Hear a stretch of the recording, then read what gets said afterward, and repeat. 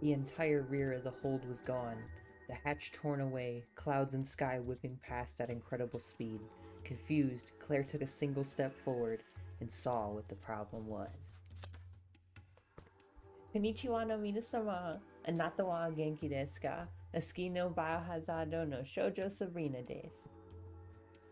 Hey everyone, how's it going? It's your favorite Resident Evil girl, Sabrina here. And today we're going to be reading Code Veronica, the book by S.D. Perry. Last time we read The Umbrella Conspiracy, and I know that's book like 1, and this is book 6, but to be honest, I was never really going to read all of them. I'm just reading the ones that I really like, and Code Veronica is my favorite. So I'm very excited to bring this to you guys today. I feel like you guys are going to have a wonderful reading experience, so sit back, maybe put this on in the background, listen, do whatever you want to do, and just relax, alright?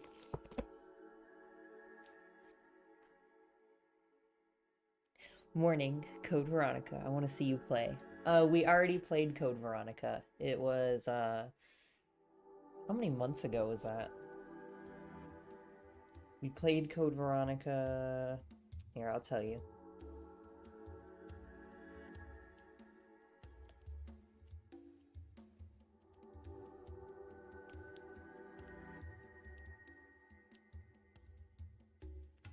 Five months ago.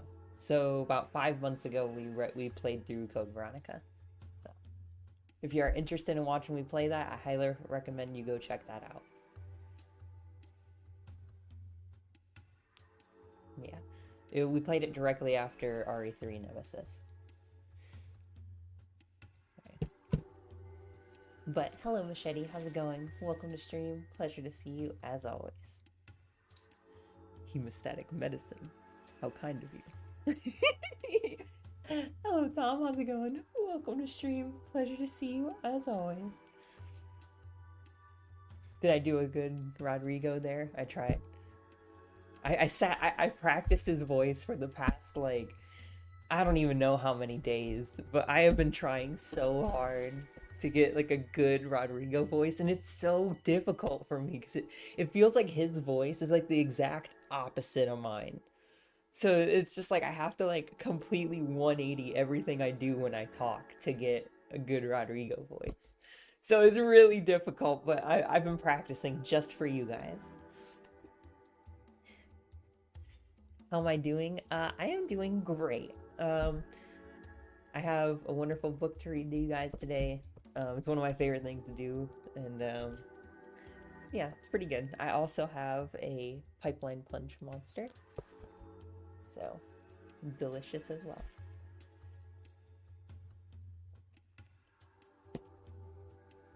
Great, Rodrigo. Thank you.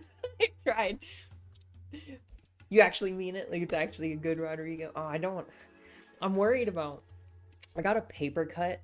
I don't know if you can see it. But, like, I got a paper cut when I first got the book. And, I'm really scared. I don't want to get, like, blood on it. It won't stop bleeding.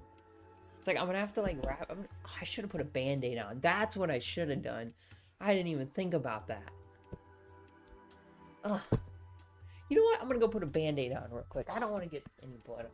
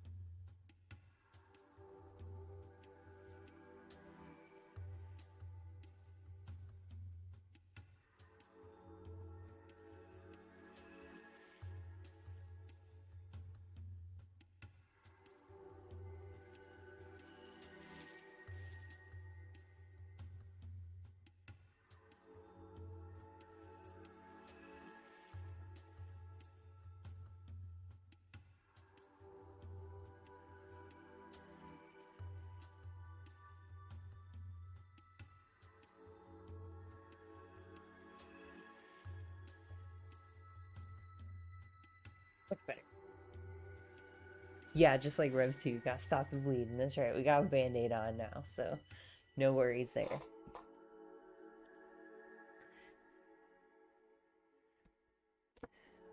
I'm very excited for today.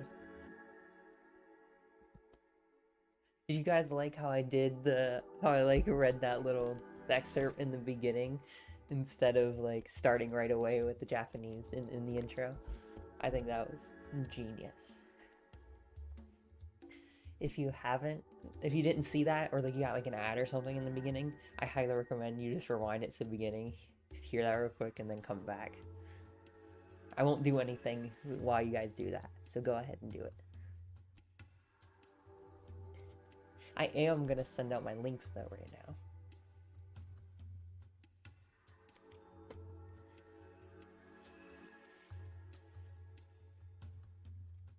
There we go. Also, don't forget to drop a like if you want me to read more of the Resident Evil books. I do have like more of them laying around. It's just I was only gonna read the certain ones, but if you want to see more, drop a like or maybe comment on the video. All right.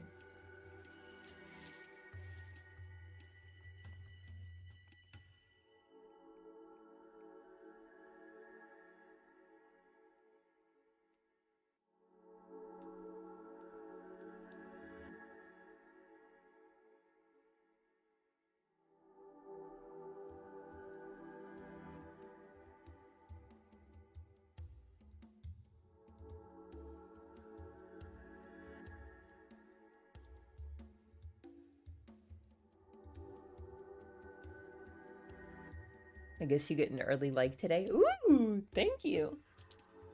You should have heard. I gave a preview of my Rodrigo voice about the time Tom commented the quote from him.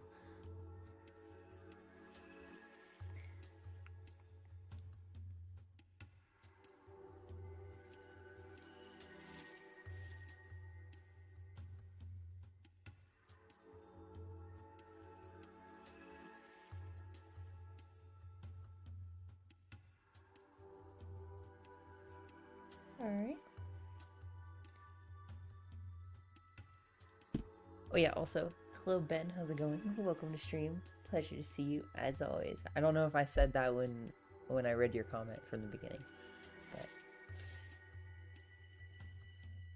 And hello 263, how's it going? Welcome to stream. Pleasure to see you, as always.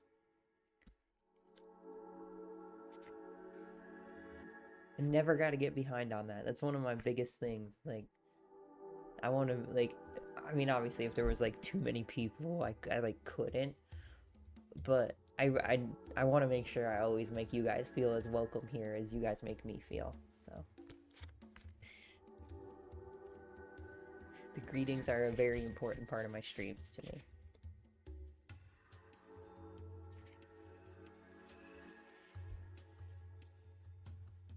Yep. I'm gonna wait like another minute, see if anyone else joins, and then we will get started.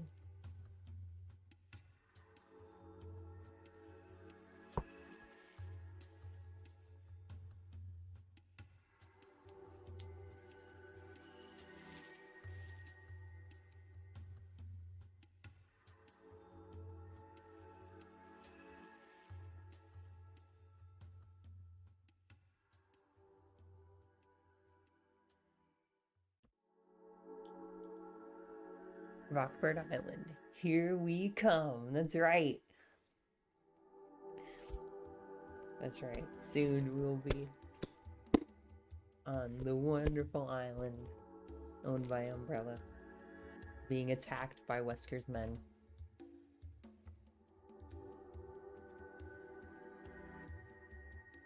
You know, the only thing I will say that I try not to spoil too much about like anything that happens in the books or anything like that, like in the future. But I will say the only thing that sucks about not reading them in order is you don't get you don't you're missing pieces of Trent's story. So like if there's any Trent bits that don't make sense, that's why, is because they're in the other books. Because spoiler, Trent is a reoccurring character in the books. So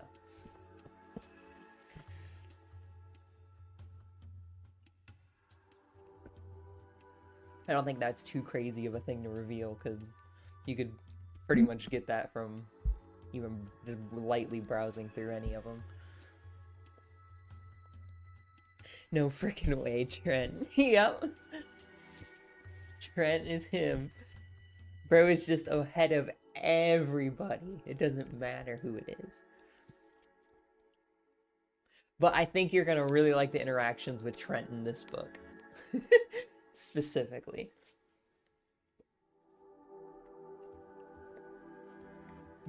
You get a little... I know this book specifically reveals a little bit more about, like, who he is.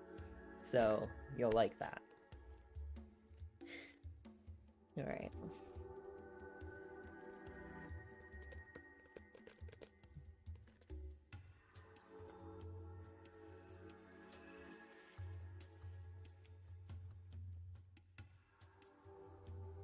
Oh, I do have a bookmark. Okay, good.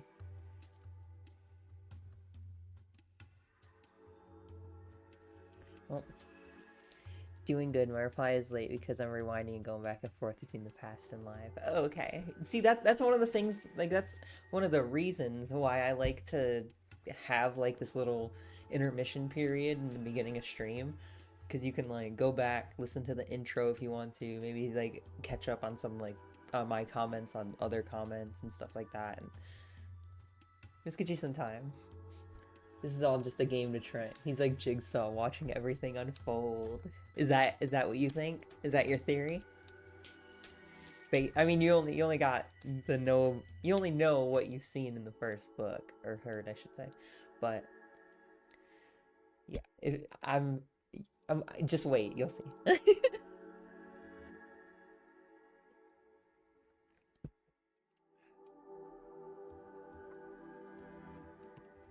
All right. If you guys are ready,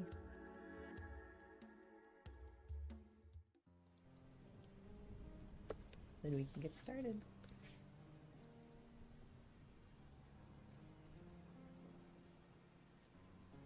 Oh, and just so you know, if you're not familiar with my live readings, I stop every, like, at the end of every chapter to read comments and, like, stuff like that, and get some water and talk.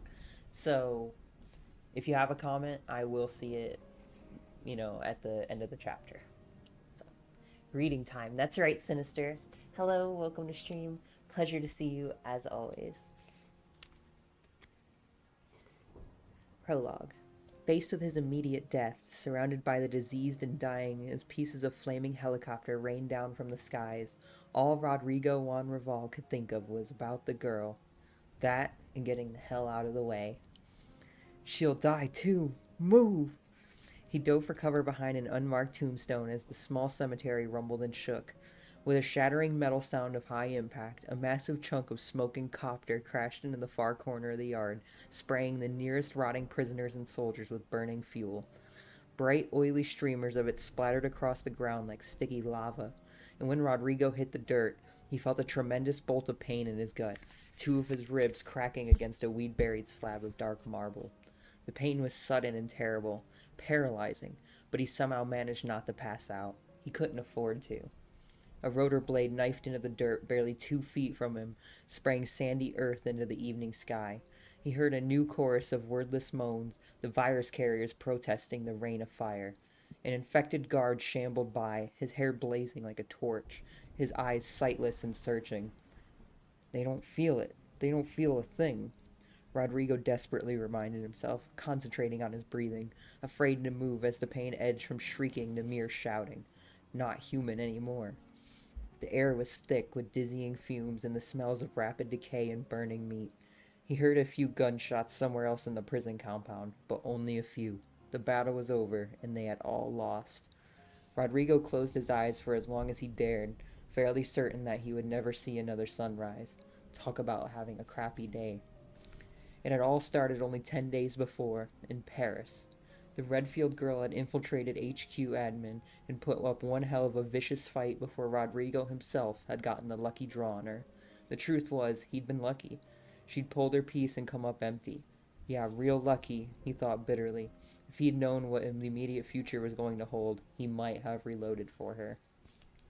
The reward for catching her alive, a chance to take his elite security unit through their paces with real living viral carriers out at the Rockford facility, the compound on a remote island in the southern Atlantic.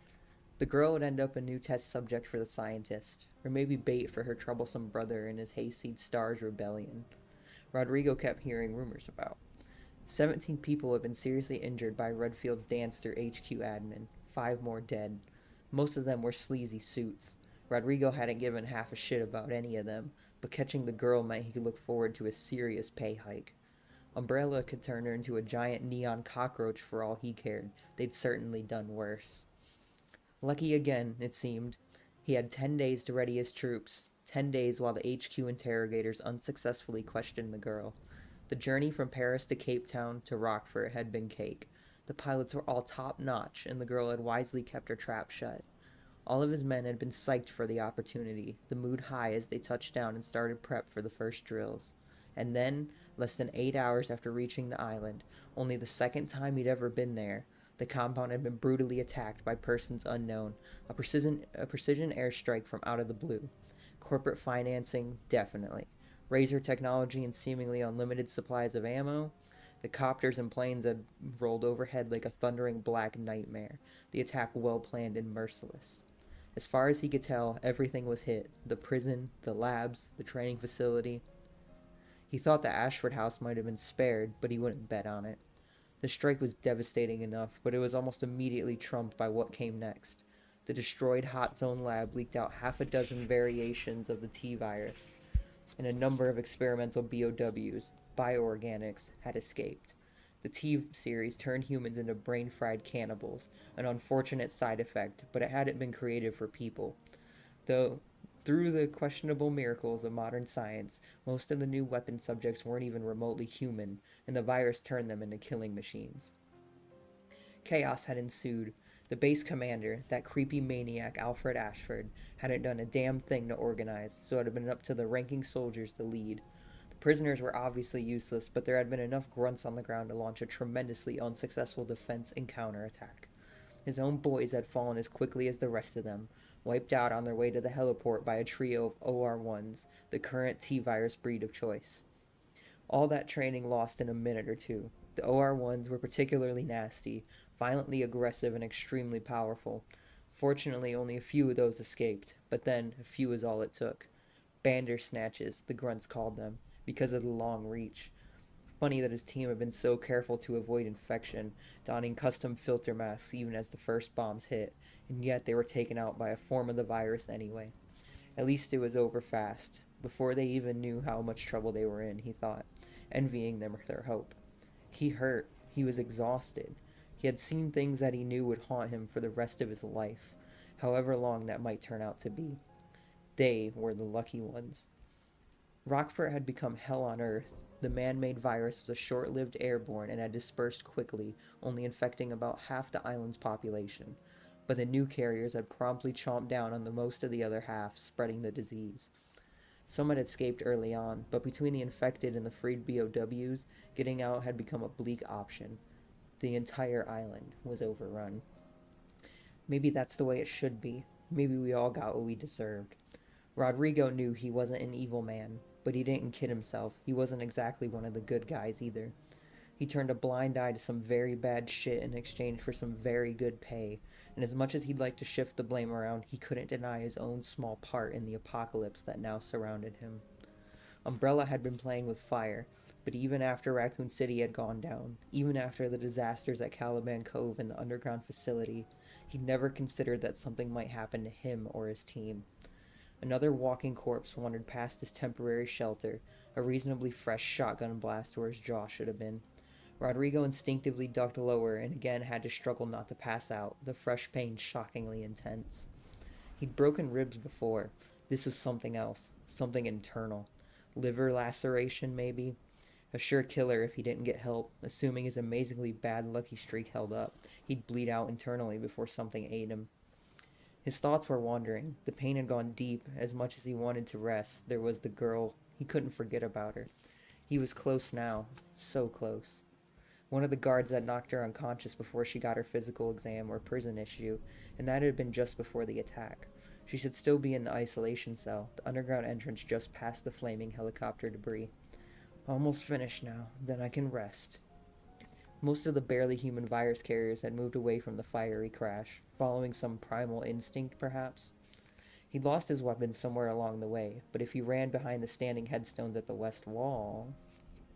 Rodrigo eased himself into a sitting position, the pain getting worse, making him feel nauseous and weak. There should be a bottle of hemostatic liquid in the holding area's first aid kit, but would at least slow an internal hemorrhaging, although he was prepared to accept death, as much as anyone could be prepared. But not until I get to the girl. I captured her. I brought her here. My fault, and if I die, she dies too.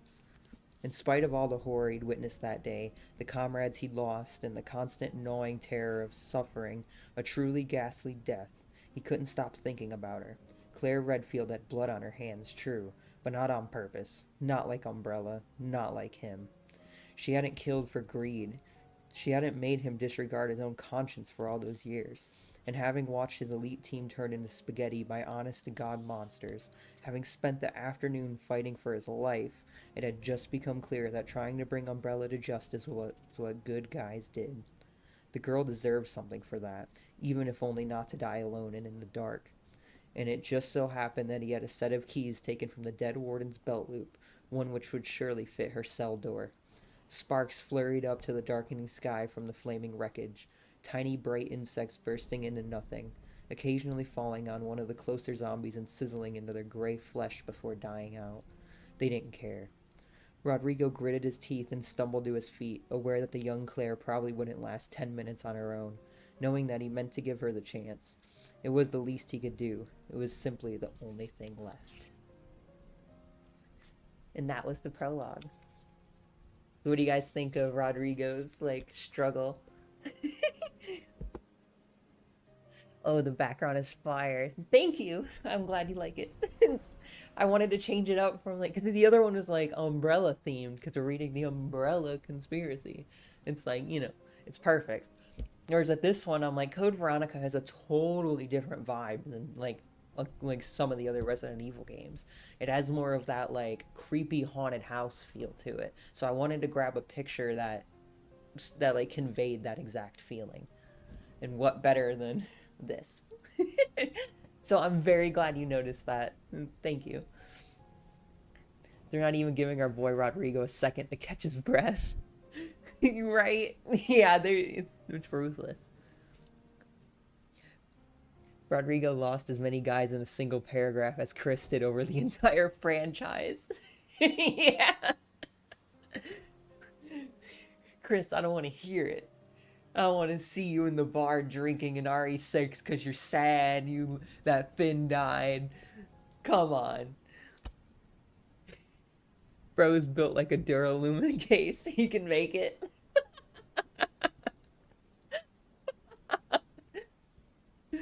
The Ashford Manor was a great choice, yeah.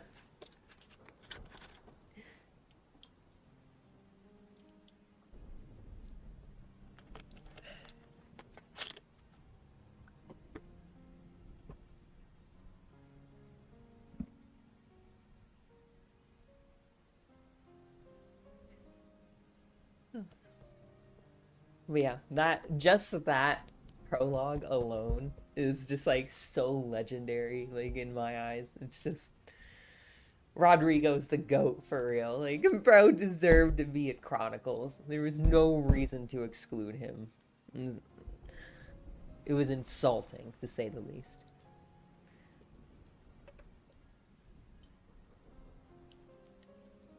Alright.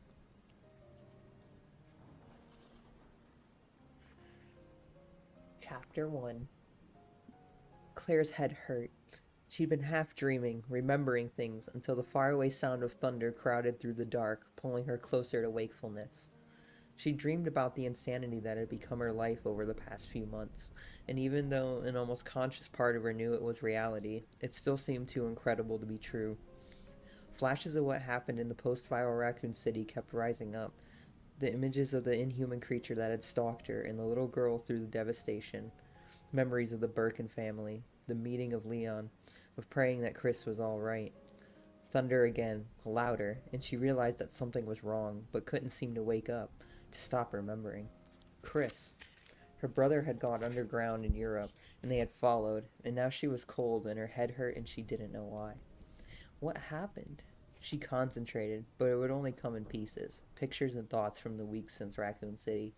She couldn't seem to control the memories. It was like watching a movie in a dream, and still, she couldn't wake up. Images of Trent on the plane, in a desert, finding a disk of codes that had ultimately proved useless to her brother's cause, the long flight to London, the hop to France, a telephone call. Chris is here, he's fine, Barry Burton's voice, deep and friendly, laughing, the incredible relief filling her up, feeling Leon's hand on her shoulder. It was a start, and it led her to her next clear recollection. A meeting had been set up, one of the surveillance posts for the HQ admin wing on Umbrella grounds. Leon and the others were waiting in the van, checking my watch, heart pounding with excitement. Where is he? Where's Chris? Claire didn't know. She was screwed until the first bullets ripped past, chasing her into the spotlight-riddled grounds, into a building.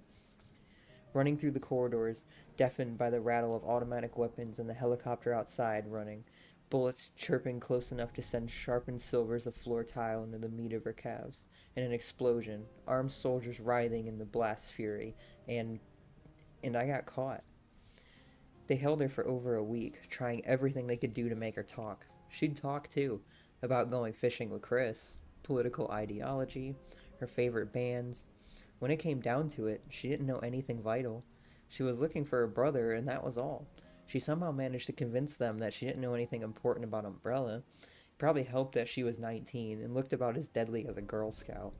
What little she actually did know, things about the Umbrella Insider, Trent, or the whereabouts of Sherry Birkin, the scientist's daughter, she buried deep and left there. When they realized she was useless as an informant, she'd been taken away, cuffed, scared, 2 private planes in the helicopter later, the island.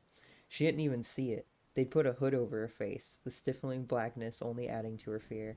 Rockford Island, wasn't that what the pilot called it? It was a long way from Paris, but that was the extent of her knowledge. Thunder. There was a sound of thunder. She remembered being pushed through a muddy prison cemetery in the gray morning, catching a glimpse through her stifling hood of the graves, marked with elaborate headstones. Down some stairs, welcome to your new home, and boom. The ground was shaking, rumbling. Claire opened her eyes just in time to see one of the overhead light go out. The thick metal bars of her cell suddenly imprinted in negative and floating off to her left in the pitch dark. She lay on her side on a clammy, dirty floor. Not good. Nope, you better get up. Steeling herself against the pounding of her skull, she crawled to her knees, her muscles stiff and sore. The blackness and cold, dank room was still very still, except for the sound of water dripping, a slow and lonely sound. It appeared she was alone. Not for long. Oh man, I'm in it deep now. Umbrella had her, and considering the havoc she'd created back in Paris, it was unlikely they were going to treat her to ice cream and send her on her way. The renewed awareness of her situation gnawed at her stomach, but she did her best to put the fear aside. She needed to think straight, to figure out her options, and she needed to be ready to act. She wouldn't have survived Raccoon City if she had given in to panic. Except you're on an island run by Umbrella. Even if you get past the guards, where can you possibly go? One predicament at a time. First thing, she should probably try and stand up. Except for the painful lump at her right temple from the asshole who knocked her out, she didn't think she'd been injured. There was another rumble, muffled and far away, and a bit of rock dust drifted down from above. She could feel it on the back of her neck. She had integrated the rumbling sounds into her half-conscious dreams as thunder, but it definitely sounded like heavy artillery had come to Rockford. Or Godzilla. What the hell was going on out there? She crept to her feet, wincing at her rifle butt headache as she brushed dust off her bare arms, stretching chilled muscles. The underground room was making her wish she'd worn something warmer than jeans and a cut-off vest for her meeting with Chris. Chris! Oh, please be safe. In Paris, she deliberately led Umbrella's security team away from Leon and the others, Rebecca and the two extra stars, if Chris hadn't also been caught. Claire figured he'd had hooked up with the team by now. If she could get to a computer with an uplink, she should be able to send a message to Leon. Yeah, just bend those steel bars, find a couple of machine guns, and mow down the population of the island. Oh, then hack into a tightly secured relay system, assuming you can find an unmanned computer. All so you can tell Leon that you don't actually know where Rockford is. A louder internal voice cut in. Think positive, damn it. You can be sarcastic later, assuming you survive. What do you have to work with? Good question. There was no guard, for one thing. It was also extremely dark. A bare hint of lighting coming off somewhere to the right, which could be an advantage if... Claire patted her pockets suddenly, wildly hoping that no one had searched her when she had been unconscious. Sure that someone must have, left inside the vest pocket. There it was. Idiots, she whispered, pulling out the old metal lighter that Chris had given her a while back, the comforting weight of it warm in her hand. When they'd patted her down for weapons, the soldier reeking of tobacco had taken it out, but given it back to her when she said that she smoked. Claire put the lighter back in her pocket, not wanting to blind herself now that her eyes were getting used to the dark.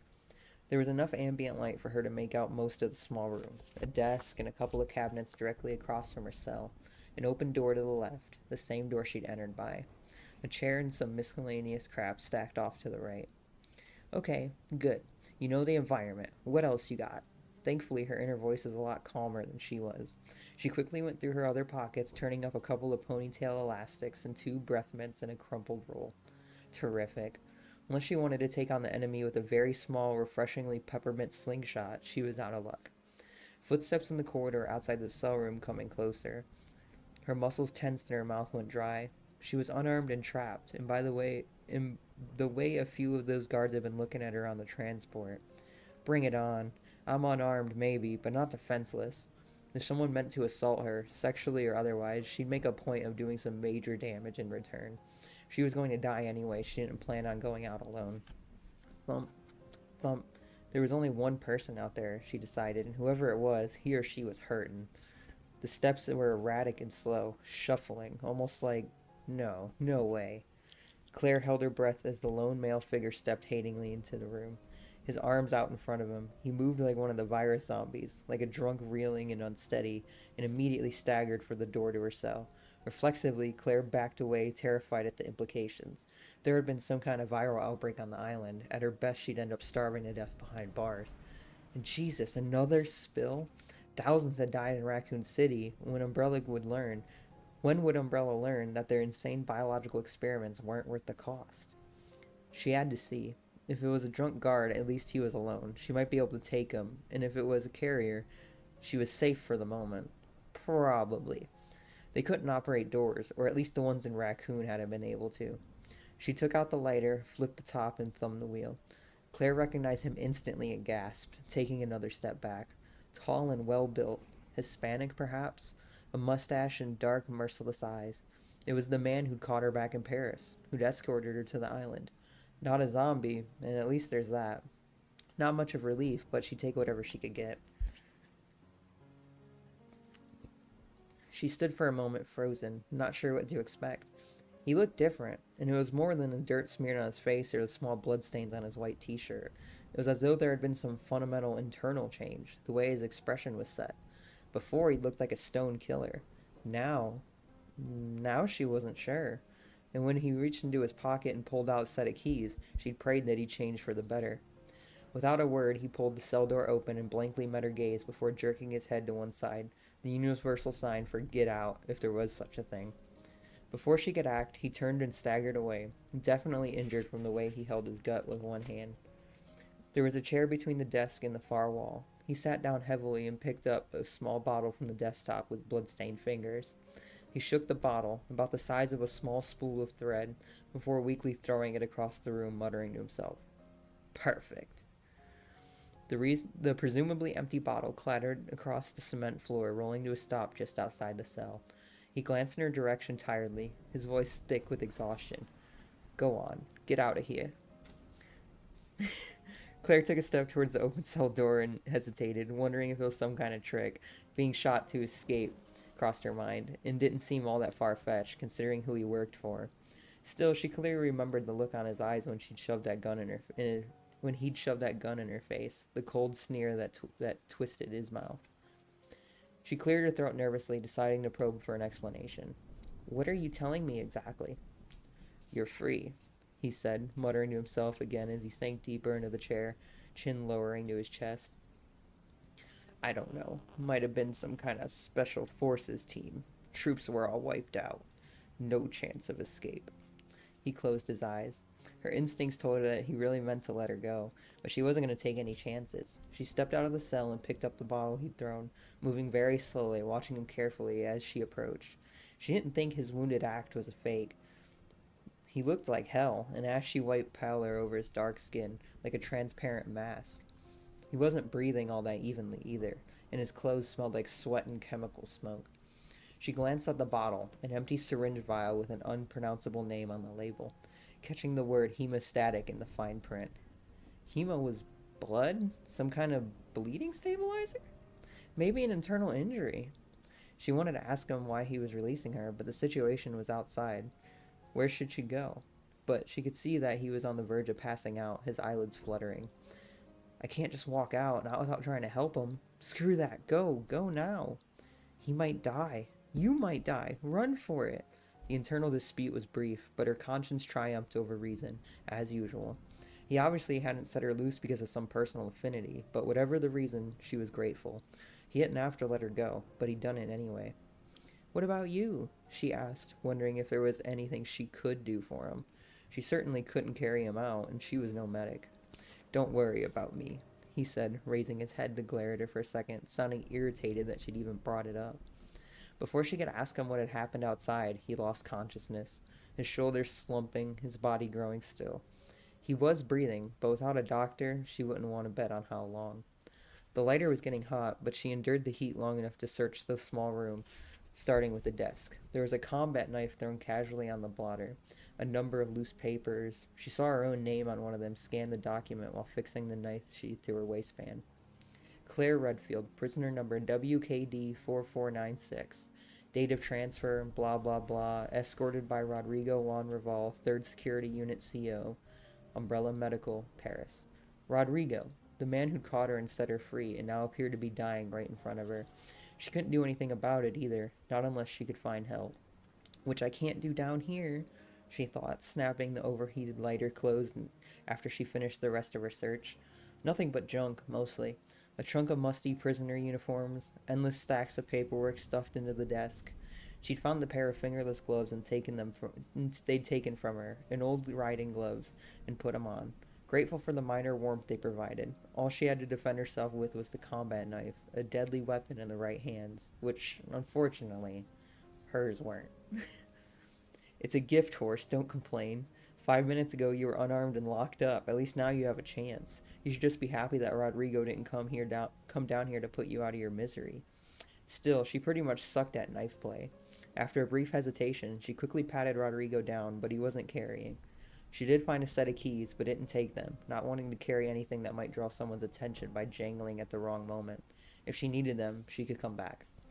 Time to blow this popsicle stand, see what there is to see out there. Let's do it, she said softly, as much to get herself moving as anything else, aware that she was basically terrified of what she might find, and also that she didn't have a choice in the matter. As long as she was on the island, Umbrella still had her, and until she assessed the circumstances, she couldn't make plans to escape.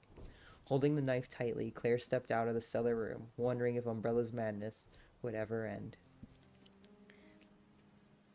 Alone, Alfred Ashford sat on the wide, sweeping stairs of his home, half blind with rage.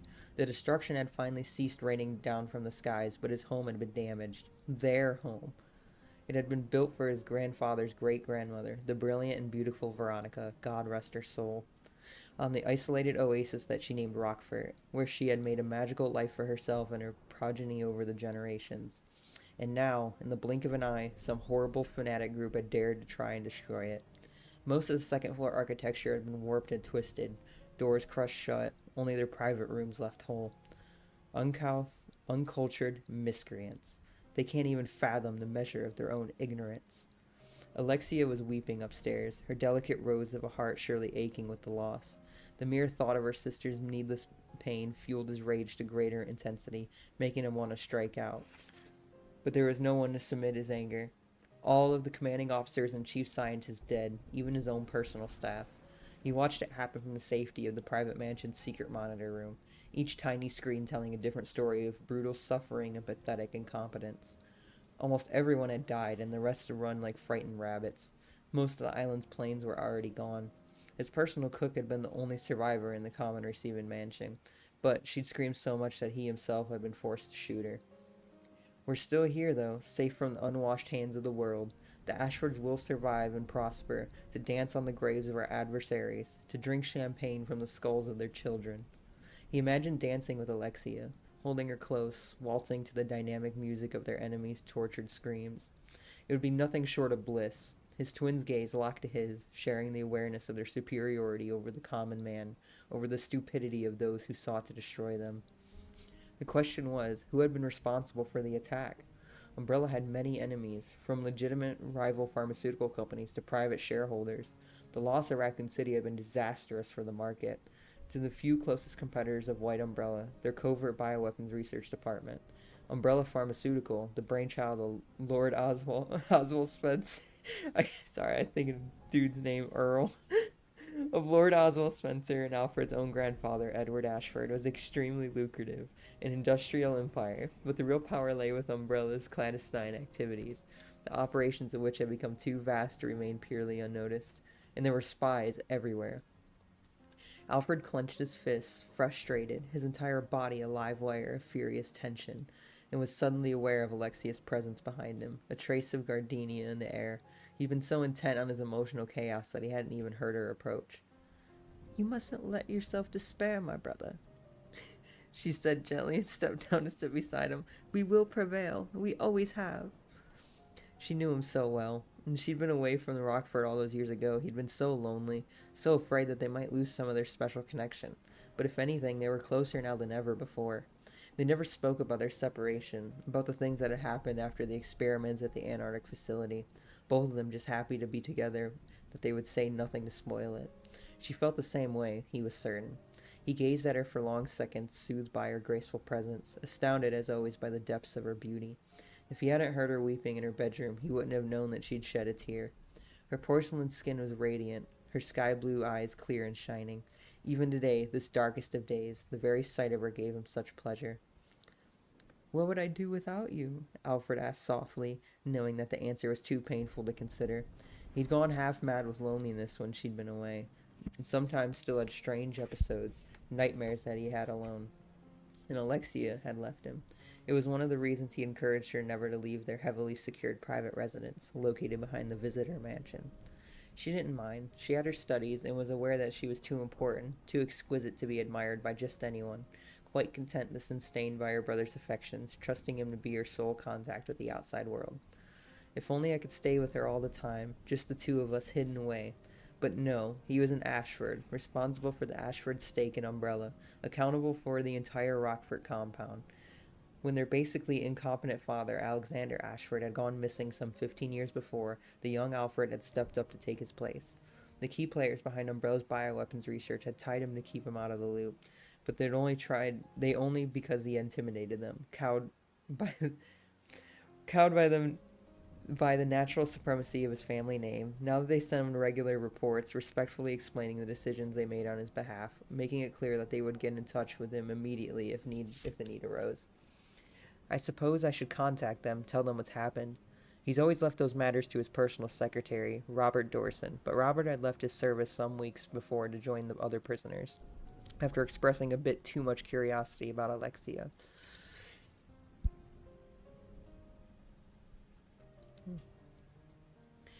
She was smiling at him now, her face glowing with understanding and adoration. Yes, she was so much better to him since her return to Rockford, truly as devoted to him as he'd always been to her.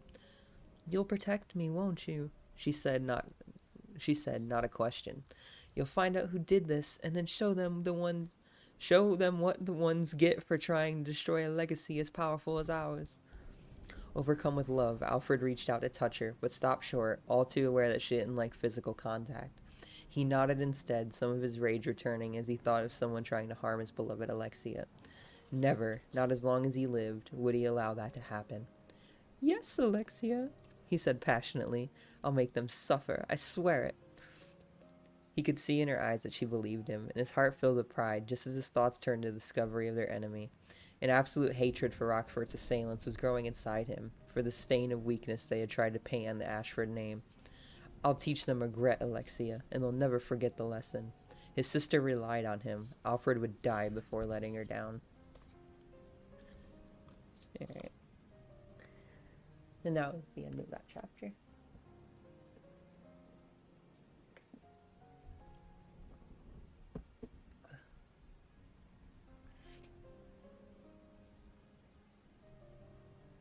The Ashford Manor is a great show. Yeah, bro showed up in a white shirt and his mustache and freaking ate.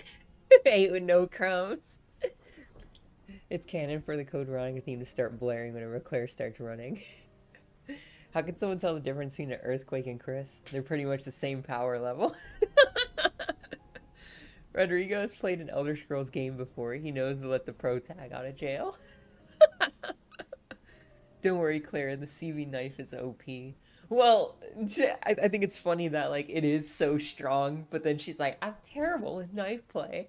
It's like, well, apparently the knife's doing all the heavy lifting or something. No way, Alfred point of view. Yep, I was thinking about doing, like, a super crazy voice for him, but I'm like, I get worried about trying to keep up with all the names. I already messed up Rodrigo's when I read his voice lines, and it's like it was the same lines I practiced like all week, and I still messed up Rodrigo's voice. So it's like, ugh. I'm not trying to make the voices too complicated. But maybe next time we get an Alfred chapter, I'll say it all weird, like Alexia or something.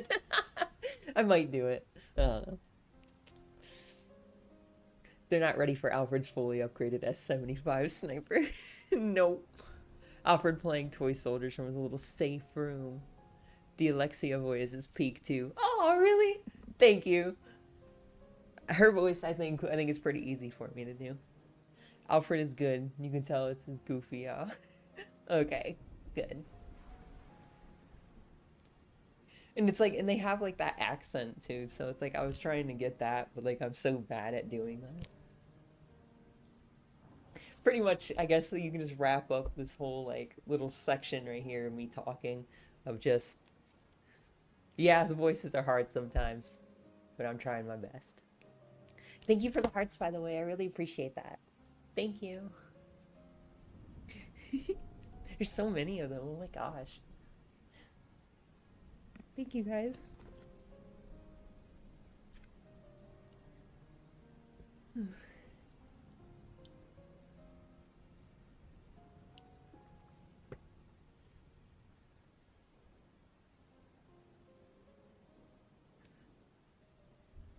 I'm so like terrified to get a paper cut again because like I got this one earlier, and somehow I got one on my finger right here. So I'm like, I don't know how I got two paper cuts in just like the like 2 hours I've had this book, you know, like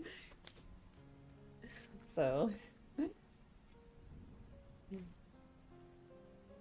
Actually, I'll get another drink before we start. Wear the gloves then. That's actually a good idea. It would actually help with that. And Claire put on her fingerless gloves that she found in the drawer, so I might as well put on mine. Get in the spirit of Claire, so I can get into her head. They really wiped Rockford Island out quick. Wesker basically aced the whole lobby.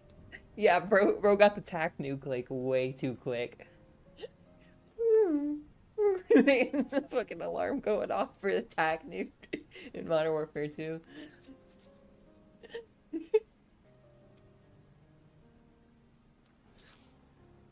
I think it's funny that Claire, that like they like SD Perry made specifically to say like to talk about the fingerless gloves, and it's like, of course she had just come from hanging out with Leon. Of course she had fingerless gloves. You know for a fact that Leon was like they were about to go to like the Umbrella HQ thing, And Leon just like, whoa, Claire, hold on. What's wrong, Leon? Where's your gloves? Like, just like, you're right. The gloves are the most important part. What happens if you scrape the palm when you fall or something? You need to have those gloves, Claire. You're right. You're right, Leon. Let me put them on. Thank you. Like, I do think it's funny, like that they say that she was with Leon, like when that happened, like he was just like waiting outside or whatever. It reminds me of that really awful Resident Evil movie. I don't remember which. I think it might have been it was either like the end of the second one or the beginning of the third one, when like they're all in that like it's like Jill, Carlos, and all them like in the like van sitting outside of the facility, like that was Leon just like sitting in the van, like, just ridiculous. Hack nuke incoming. Josh elbow drop from the top pipe. Another pipe. Someone get my boy Ethan a pair of mittens, bro. His hands are crying right now. Yeah, see, he wouldn't have got his hand cut off and like have to reattach it that weird way if he had fingerless gloves. All I gotta say is think about the track record. Every RE Pro tag that had fingerless gloves didn't get their hand cut off.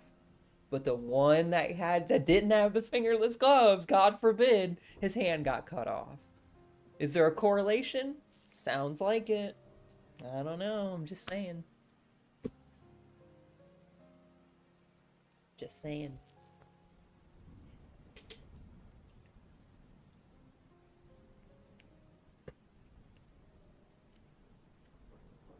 Which also reminds me, I was gonna say, I keep hearing all these like, or maybe I should save this for my yap session at the end of the stream. That's probably a way better idea. I'll wait. I'll wait to yap. Alright. Chapter 2. Claire snapped the lighter closed at the base of the covered stairs and took a deep breath, trying to psych herself up for whatever came next. The chill of the dark corridor behind her pressed at her back like an icy hand, but still she hesitated, the knife half sweaty beneath her fingers as she slipped the warm lighter into her vest pocket.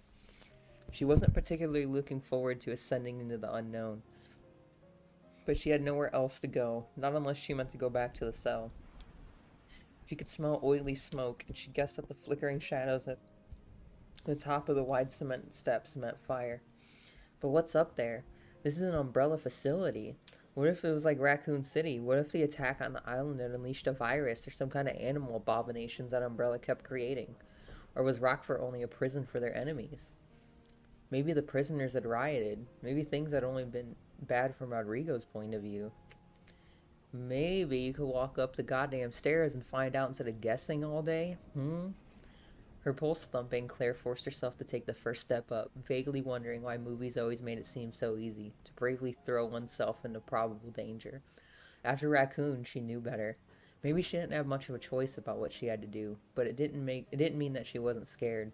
Considering the circumstances, only a complete moron wouldn't be afraid. She climbed slowly, opening her senses as the new adrenaline flushed her system, replaying the brief glimpse she'd had of the small graveyard when the guards had let her through. No help there. She'd only seen on a few headstones, remembered them as bizarrely ornate for the prison cemetery. There was definitely a fire close to the top of the stairs, but apparently not a big one. There was no heat filtering down, only a cool and humid breeze that carried the persuasive smoke of smell. It seemed quiet as she neared the top, and she heard drops of rain hissing as they met the flames, an oddly comforting sound. As she emerged from the stairwell, she saw the source of the fire, only meters away. A helicopter had crashed, a large portion of it merrily burning amid a thick, smoking haze. To her left was a wall, just another past the flaming wreck. To her right, the open space of the cemetery, glooming and shrouded by the increasing rain and the oncoming night. Claire squinted in the rainy dusk and made out a number of dark shapes, though none of them seemed to be moving. More headstones, she thought. A whisper of relief edged through her anxiety. Whatever happened seemed to be over. Amazing, she thought, that she could possibly be relieved to be alone in a cemetery at night. Even 6 months ago, her imagination would have conjured up all sorts of horrible things. It appeared that ghosts and cursed souls didn't just cut it on the scary meter anymore, not after her run-ins with Umbrella. She took a right on the U-shaped path, moving slowly, remembering how she'd led through the graveyard before being pushed to the stairs. She thought she could make it out. She could make out what looked like a gate past the line of graves in the center of the yard, or at least an open space in the far wall. And suddenly she was flying, the sound of an explosion behind her assaulting her ears. Whomp! A wave of broiling heat throwing her into the mud.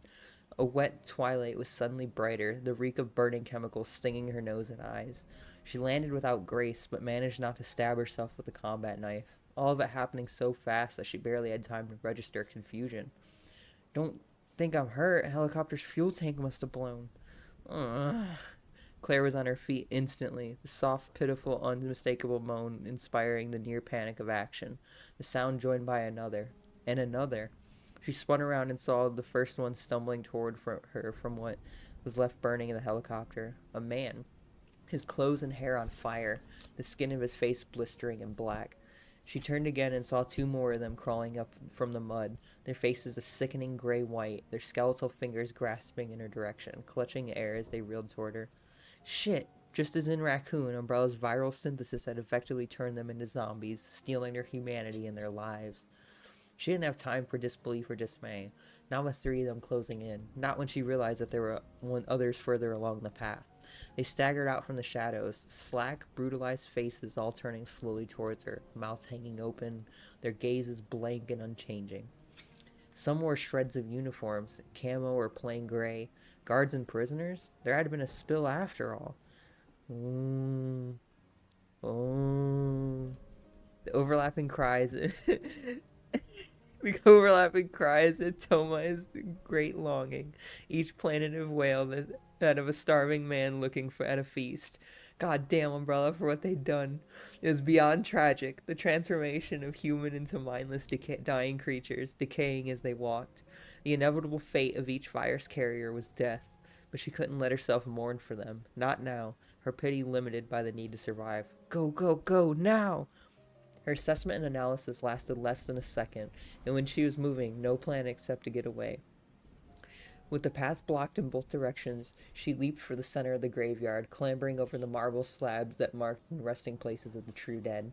Her wet, muddy jeans clung to her legs, hampering her, her boots slipping against the smooth headstones, but she managed to climb up and balance her weight between two of them, out of reach for the moment. For the second, you gotta get out of here, fast! The knife was no good. She didn't dare to get close enough to use it. A single healthy bite from one of those things and she'd end up joining their ranks. If they didn't eat her first.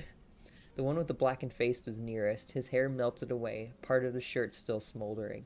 He was close enough for her to smell the greasy, nauseating smell of burnt flesh, overlaid by the stench of the fuel that had cooked it. She had 10-15 seconds at most before he'd close enough to grab for her. She'd shot a glance at the southeast corner of the yard, her arms out for balance. There was only two of them between her and the exit, but there was too many. She'd never make it past both of them. She knew from Raccoon that they were slow, and that their reasoning skills were zip. They saw prey, and they moved toward it in a straight line, regardless of what was in the way. If she could just bait them away from the gate. Good idea, except there were too many on the ground, 6 or 7 of them. She'd end up surrounded. But not if you stay on the headstones. There were multiple zombies at either side of the center row of graves, but only one standing at the end of the line, barely in front of her. And that one barely functional, an eye gouged out, an arm broken and hanging. It was a risky plan. One stumble and she was toast. But the burned man was already reaching for her ankle with his charred and shaking hands, rain sizzling on his upturned face. Claire leaped, arms wheeling as she landed with both feet on the narrow top of the next slab in line. She started to pitch forward, jerking and swiveling her body to maintain her center of gravity, but it was no good. She was going to fall. And without thinking, she quickly jumped again, then again, using the uneven stones like rocks in a river, using her lack of balance to propel her forward. An ashen-faced virus carrier snatched at her lower legs, moaning in feverish hunger, but she was already past it, leaping to the next headstone. She didn't have time to consider how she was going to stop, which was just as well, because Unlikely Path ran out one jump later, and her next leap was into a sloppy shoulder roll against the muddy ground a meter below. Oof, a hard drop, but she followed through and came up on her feet, just barely, her legs sliding unsteadily in the muck. One-eyed zombie lurched over her, gurgling, within easy reach, but she quickly stumbled around it, keeping on its blind side, the knife ready. The creature attempted to turn and find its meal once more, but she easily stayed out of its limited sight. She risked a glance away from her awkward, shuffling dance and saw the other zombies closing in. The rain intensified, sluicing the mud off her. It's working! Just another few seconds! Frustrated by its lack of success, the half-blinded carrier pawed at the air with one good arm. The dirty, blackened nails scraped across her chest, and the zombie moaned anxiously, scraping at the wet denim, but he couldn't get a solid grip.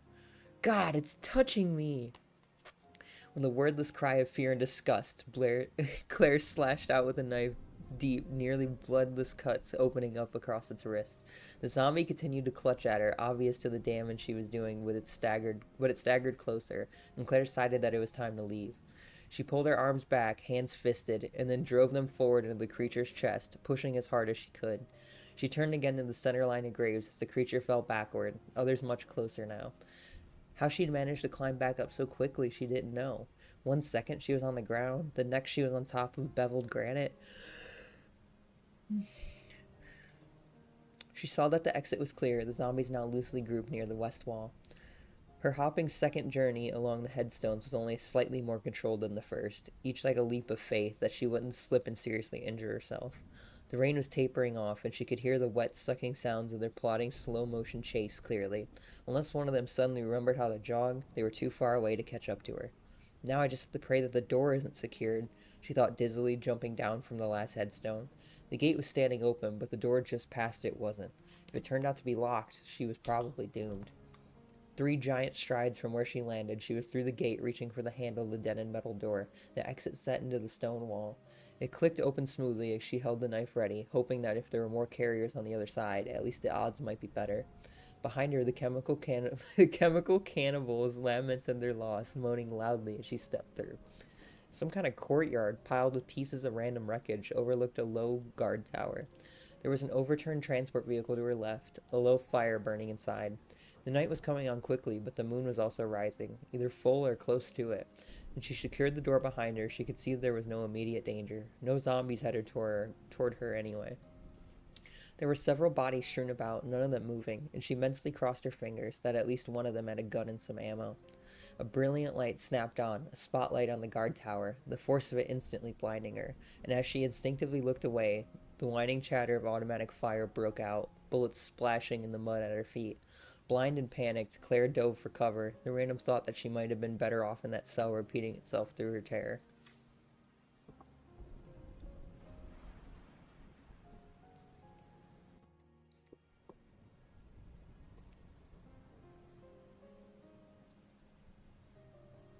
The fighting had been over for some time, the last gunshots maybe an hour past, but Steve Burnside thought he might stay where he was for a while, just in case. Besides, it was still raining a little, a bitter ocean wind picking up. The guard tower was safe and dry, no dead people and no zombies wandering around, and he'd be able to see anyone coming in plenty of time to head them off. With a little help from the machine gun mounted on the window ledge, of course. A seriously kick-ass weapon. He'd mowed down all the courtyard zombies without breaking a sweat. He had a handgun too, a 9mm semi that he'd taken off one of the past tense guards, which also kicked ass, though not as much. So hang in here another hour or so, assuming it doesn't start pouring again, and then go find a way off this rock. He thought he could handle a plane. He'd seen his. He'd been in the cockpits often enough, but he thought a boat might be better. Not as far as to fall if he screwed the pooch, so to speak. Steve leaned casually against the cement window ledge, looking out over the moonlit courtyard, wondering if he should try and find a kitchen before ditching out. The guards hadn't gotten around to serving lunch, being as how they were all dying, and it seemed they didn't stock the tower room with donuts or whatever he'd already looked. He was starving. Maybe I should head for Europe, get myself some internal cuisine. I can go anywhere I want now, anywhere at all. There's nothing holding me back. The thought was supposed to get him all excited for the possibilities, but it didn't. It made him feel anxious and kind of weird, so he went back to considering his escape. The main gate that led out of the prison was locked down, but he figured if he searched enough guards, he could find one of the emblem keys. He'd already run across the warden, the late Paul Steiner, but all his keys were gone. And so was most of his face, Steve thought, not particularly unhappy about it.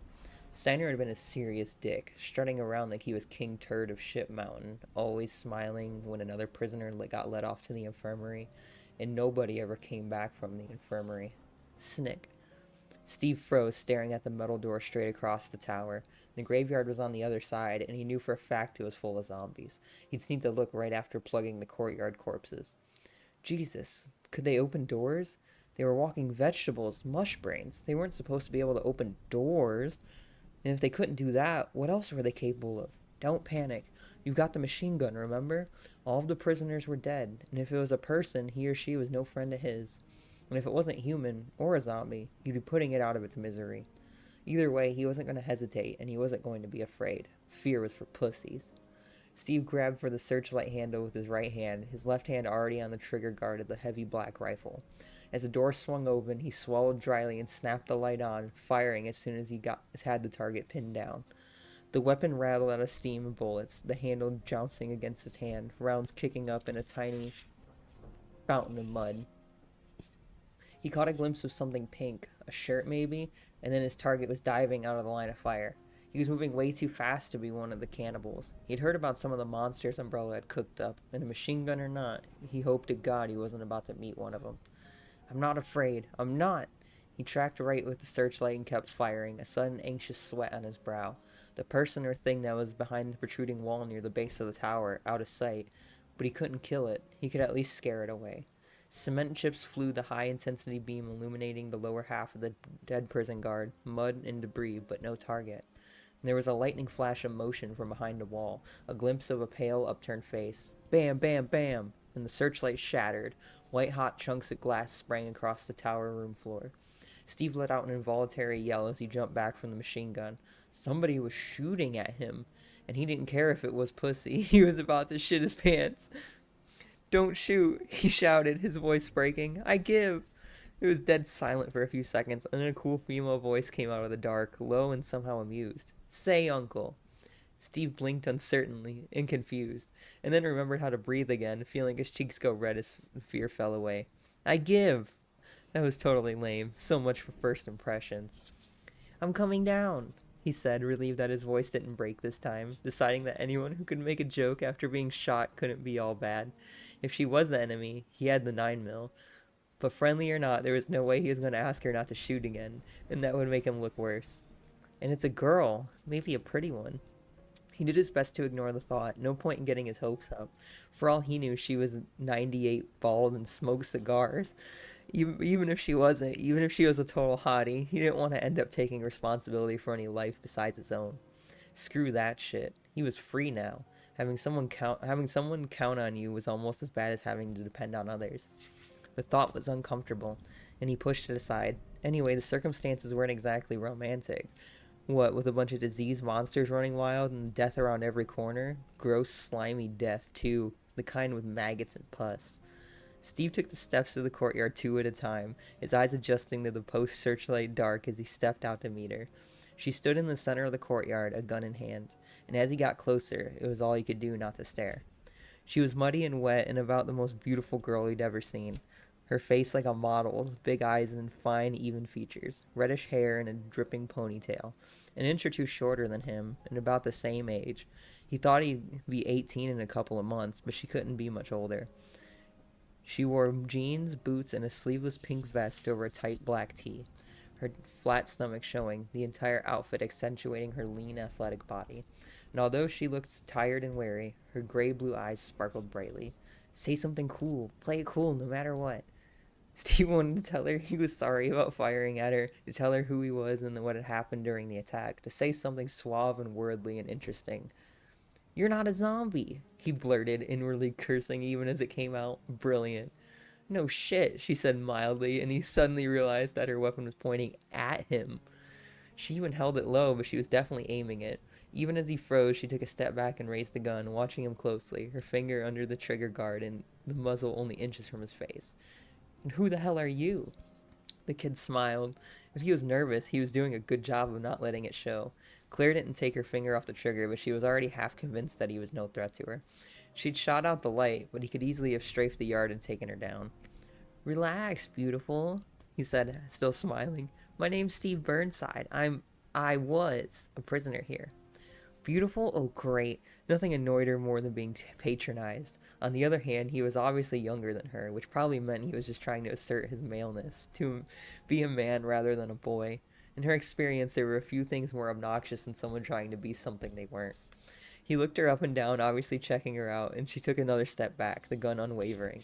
She wasn't going to take any chances. The weapon was an M93R, an Italian 9mm, an excellent handgun and apparently standard issue for the prison guards. Chris had one of them. She found it after diving for cover, next to the dead, outstretched fingers of a man in uniform.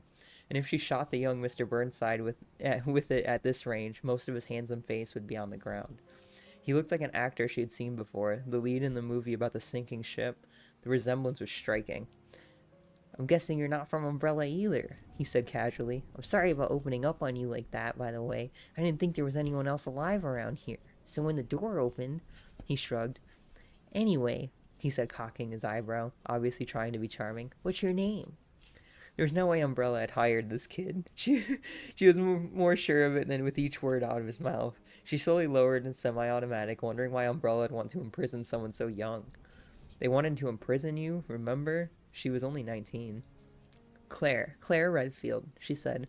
I was brought here as a prisoner just today. Talk about timing, Steve said. She had to smile a little at that. She had been thinking the same thing herself. Claire, that's a nice name, he continued, looking into her eyes. I'll definitely remember that. Oh, brother. She wondered if she could shut him down now or later. She and Leon had gotten pretty tight, and decided that later might be better. There was no question that she'd have to take him with her to look for an escape, but she didn't want to deal with his reproach along the way. Well, as much as I'd like to hang around, I've got a plane to catch, he said, sighing melodramatically. Assuming I can find one, I'll look for you before I take off. Careful, this place is dangerous. He started towards the door next to the guard tower, directly opposite from the one she'd come through. Catch you later. She was so surprised that she almost couldn't find her voice in time. Was he nuts or just stupid? He was at the door before she spoke up, jogging after him. Steve, wait! We should stick together! She turned and shook his head, his expression incredibly condescending. I don't want you following me, okay? No offense, but you'll just slow me down. He smiled winningly again, working the eye contact as hard as he could. And you definitely be a distraction. Look, just keep your eyes and ears open. You'll be fine. He was through the door and gone before she could say anything. Dumbfounded and thoroughly annoyed, she watched the door settle closed, wondering how he had survived so far. His attitude suggested that he thought this was just one big video game, where he couldn't possibly get hurt or killed. It appeared that sheer bravado counted for something. There was one thing teenage boys seemed to have in abundance. That and testosterone.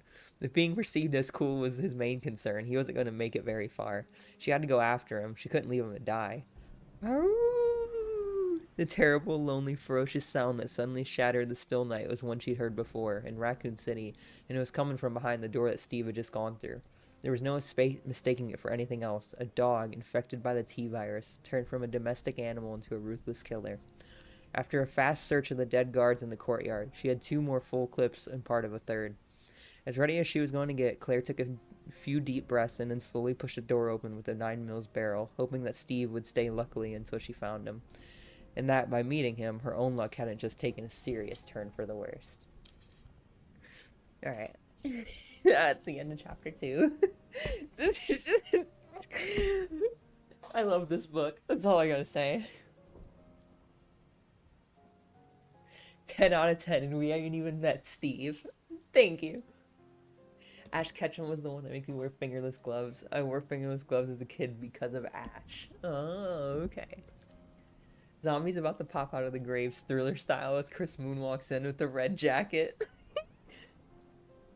Chris moonwalking is just too legendary to Code Veronica.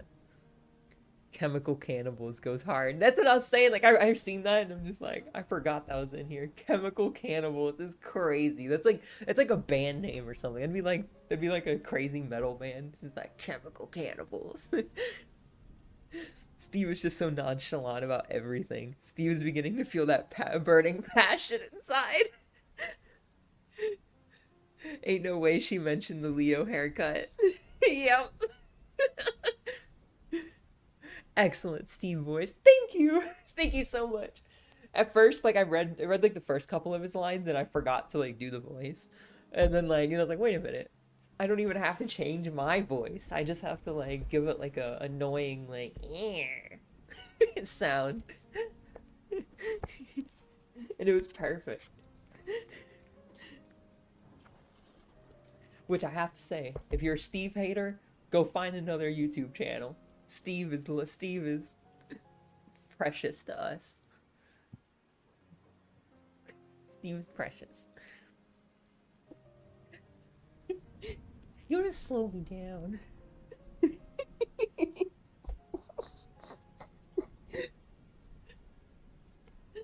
That whole it's like, I don't care if it was like it's so ridiculous. I love reading Steve bits. It makes me smile. Like, how do you just not like that? It's so hilarious. Steve is not suffering. No, not at all. Steve is very happy where he's at.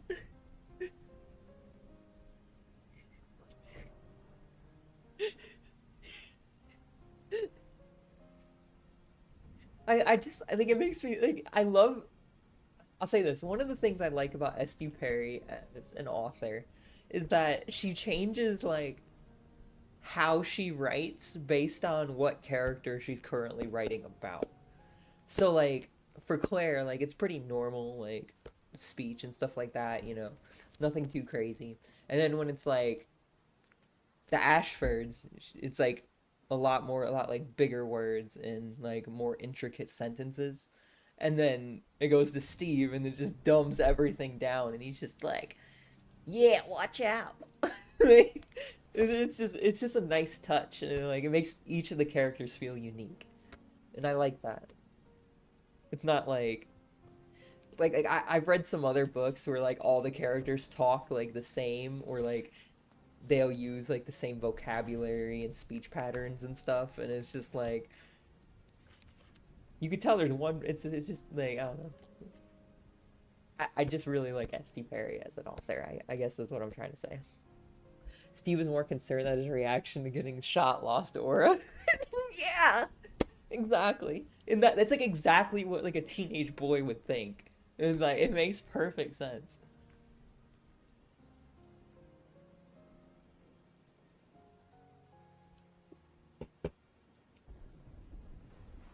This is a hydration reminder, by the way. Make sure you drink some water.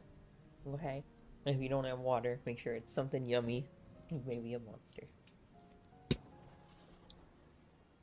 Okay.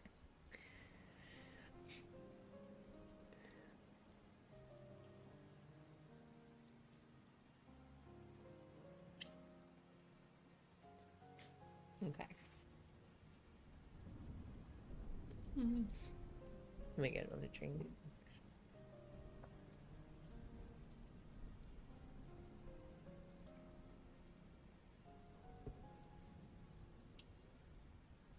I might start doing breaks like in between paragraphs and like getting some water. I think that's a good idea. This chapter.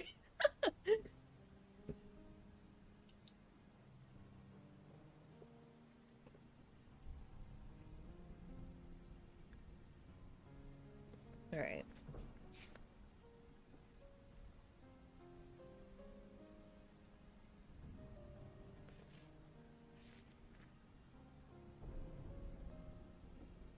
Chapter 3. As terrible and disheartening as the destruction of Rockford, Alfred couldn't deny that he enjoyed putting down a few of his subordinates on the way to the training facility's main control room.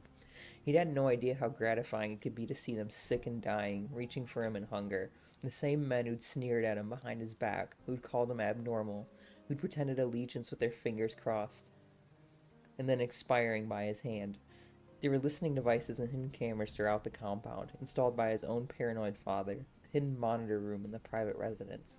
Alfred had known all along that he wasn't liked, and that Umbrella employees feared but didn't respect him as he deserved.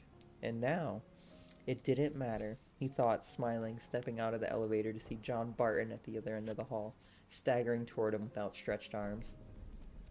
Barton had been responsible for training Umbrella's growing militia in small arms, and at least at the Rockford compound, and he had been a loud, vulgar barbarian, swaggering around with his cheap cigars, flexing his ridiculously bloated muscles, always sweating, always laughing. The pale, blood-drenched creature stumbled toward him bore little resemblance, but was undoubtedly the same man. "You're not laughing any more, Mr. Burton," Alfred said lightly, raising his .22 rifle, using the... It's only a .22? What? That is a very weak rifle. Using the sight to put a tiny red dot over the trainer's bloodshot left eye. The drooling, moaning Barton didn't notice. Bam! Although he surely would have appreciated Alfred's excellent aim and choice of ammunition, the .22 was loaded with safety slugs, rounds designed to spread out on impact, designated safe because the bullet wouldn't go through the target and injure anyone else. Alfred's shot obliterated Barton's eye and is certainly a goodly part of his brain, rendering him harmless and quite dead. The large man crumpled to the floor, a puddle of blood spreading out beneath him. Some of the BOWs were unnerving to him, and he was relieved that most had either been locked down in various parts of the training facility or had been killed outright. He certainly wouldn't be wandering around if there were more than a few on the loose, but he didn't find the various carriers to be particularly frightening. Alfred had seen many men, and a number of women as well, turned into these zombie-like creatures by way of the T-virus, experiments that he witnessed throughout his childhood, that he directed himself as an adult. In fact, there were never more than 50 or 60 prisoners living at Rockford at a time. Between Dr. Stroker, the endomologist, researcher who had worked at the infirmary, and the constant need for training targets and spare parts, no one incarcerated at the compound enjoyed Umbrella's hospitality for more than 6 months. And where will we all be in 6 months from now, I wonder? Alfred stepped over Barton's swollen corpse, walking towards the control room to call his Umbrella HQ contacts. Would Umbrella choose to rebuild at Rockford? Would he agree to it? He and Alexia had been perfectly safe from the virus during its hot stage, both pathways between the rest of the facility and their private home locked down throughout most of the air attack. But knowing that Umbrella's nameless enemy was willing to resort to such extreme measures, did he really want to risk refitting a laboratory so near their home? The Ashfords feared nothing, but neither were they reckless. Alexia would never agree to closing the facility. Not now. Not when she's so close to her goal. Alfred stopped in his tracks, staring at the banks of radio and video equipment, at the blank computer screens that stared back at him with wide, dead eyes. He stared, but didn't see. A strange emptiness coming up inside of him, confusing him. Where was Alexia? What goal? Gone. She's gone. It was true. He could feel it in his bones. But how could she leave him? How could she when she knew that she was in his heart and that he would die without her? The monstrosity screaming and blind, a failure that it was cold, so cold, the queen ant naked, suspended in the sea, and he couldn't touch her, could only feel the cold unyielding glass beneath his longing fingers. Alfred gasped, the nightmare imagery so real, so horrid that he didn't know where he was. He didn't know where he was. Distantly, he felt his hands clenching tighter and tighter around something, the muscles of his arms shaking. And there was a burst of static from the console in front of him, loud and crackling, and Alfred realized that somebody was speaking. "Please, if anyone can hear me, this is Dr. Mario Tika in the second floor lab." The voice was swaying, breaking with fear. "I'm locked in. All the tanks have gone down. They're waking up. Please, you have to help me. I'm not infected. I'm in a suit. Swear to God, you gotta get me out of here." Dr. Tika, locked in the embryo tank room. Tika, who had been sending private reports to Umbrella about his progress with the Albinoid Project. Secret reports that were different than the ones he showed Alfred. Alexia suggested that Tika be sent to Dr. Stroker some months ago. Wouldn't she be amused to hear him now? Alfred reached over and turned off Tika's babbling pleas, suddenly feeling much better. Alexia had warned him time and time again about his peculiar episodes, the flashes of intense loneliness and confusion, stress. She insisted, telling him that he was not to take them seriously, that she would never leave him voluntarily. She loved him too much for that. Thinking of her, thinking of all the trouble and pain that Umbrella's incompetent defenses had brought about for them both, Alfred abruptly decided not to place his uplink call. HQ had certainly heard about the attack by now and would be sending cleanup crews soon enough. Really, there was no need to speak with them. And besides, they didn't deserve to hear his observations of the situation, to have foreknowledge of the dangers they'd be facing. He was no employee, no ignorant lackey who had to report to his superiors. The Ashfords had created Umbrella. They should be reporting to him. And I did speak to Jackson only a week ago about the Redfield girl. Alfred felt his eyes widen, his mind working madly. Claire Redfield, sister to Chris Redfield. He was a meddlesome star holdout, and arrived mere hours before the attack. She had been caught in Paris, inside Umbrella's HQ administration building, claiming to be searching for her brother, and they'd sent her to him to keep her locked up while they decided what to do with her. But what if the plan had been to lure her brother out into the open, to crush his ridiculous insurrection once and for all? A plan they'd conveniently forgotten to tell him? And what if she'd been followed to the Rockfort by Redfield and his comrades, her very presence a signal for them to attack? Or perhaps even allowed herself to be captured in the first place? If it was a puzzle, it was as if a puzzle was falling into place. Of course she had. Clever girl, she'd played her part well. Whether or not Umbrella had unwittingly encouraged the attack didn't matter, but now he would deal with them later. What mattered was that the Redfield witch had brought the enemy to Rockford, and she might even still be alive, stealing information, spying, perhaps even planning to hurt his Alexia. No, he breathed, the fear immediately transforming into fury. Obviously, that had been her plan all along, to do as much damage to Umbrella as possible. And Alexia was undoubtedly the brightest scientific mind working in bioweapons research, perhaps the brightest in any field. Claire wouldn't get away with it. He'd find her, or better yet, wait for her to come to him, as she surely would. Could watch for her, lay in wait like a hunter, and the girl was his prey. But why kill her immediately when you could have so much fun with her first? It was Alexia's voice in his thoughts, reminding him of their childhood games, the pleasure they'd shared in their own experiments, creating environments of pain, watching things suffer and die. It had forged the bond between them in steel, to share such intimate things. I can keep her alive. Let Alexia play with her. Or better, I can invent a maze for her, see how she fares against some of our pets. There were many possibilities, with few exceptions. Alfred could unlock all the doors on the island by computer. He could easily lead her wherever she wanted, and kill her at his discretion. Claire Redfield had underestimated him. They all had, but no more. And if things worked out the way Alfred was starting to hope, the day would end on a much happier note than the dismal discord which had marked its beginning.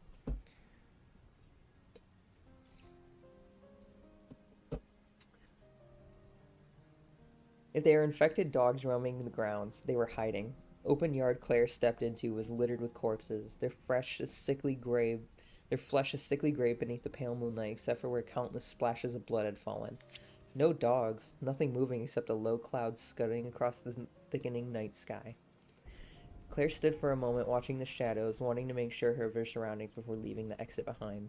Steve, she whispered harshly, afraid to shout for fear of what might be lurking. Unfortunately, Steve Burnside was as scarce as the howling dog she'd heard, but he hadn't wandered away, it seemed. He'd taken off in a sprint. Why? Why would he choose to be alone? Maybe she was wrong, but Steve's bit about not wanting to be slowed down just didn't ring true. When she'd unknowingly stumbled into the raccoon nightmare, running into Leon had made all the difference in the world. They hadn't stuck together the entire time, but just knowing that there was someone else as shocked and scared as she was, instead of feeling helpless and isolated, she'd been able to form clear objectives, goals beyond mere survival, finding transportation out of the city, and for Chris, taking care of Sherry Birkin. And simply, from a safety standpoint, having someone to watch your back is a hell of a lot better than going at it solo. No question. Whatever his reason, she was going to do her damnedest to talk to him out of it, assuming she could find him. And the yard in front of her was much bigger than the one she'd stepped out of. A long, one-story cabin to her right, a wall without doors to her left, the back of a larger building, perhaps. A low fire was burning in one of the wall's broken windows, and there was plenty of debris strewn across the dead, evidence of the forceful attack. To her immediate right was a locked gate, a moonlit dirt path on the other side, and closed door, which meant that Steve was either in the cabin or had gone around it, using the tail end of the yard, so it also headed to the right.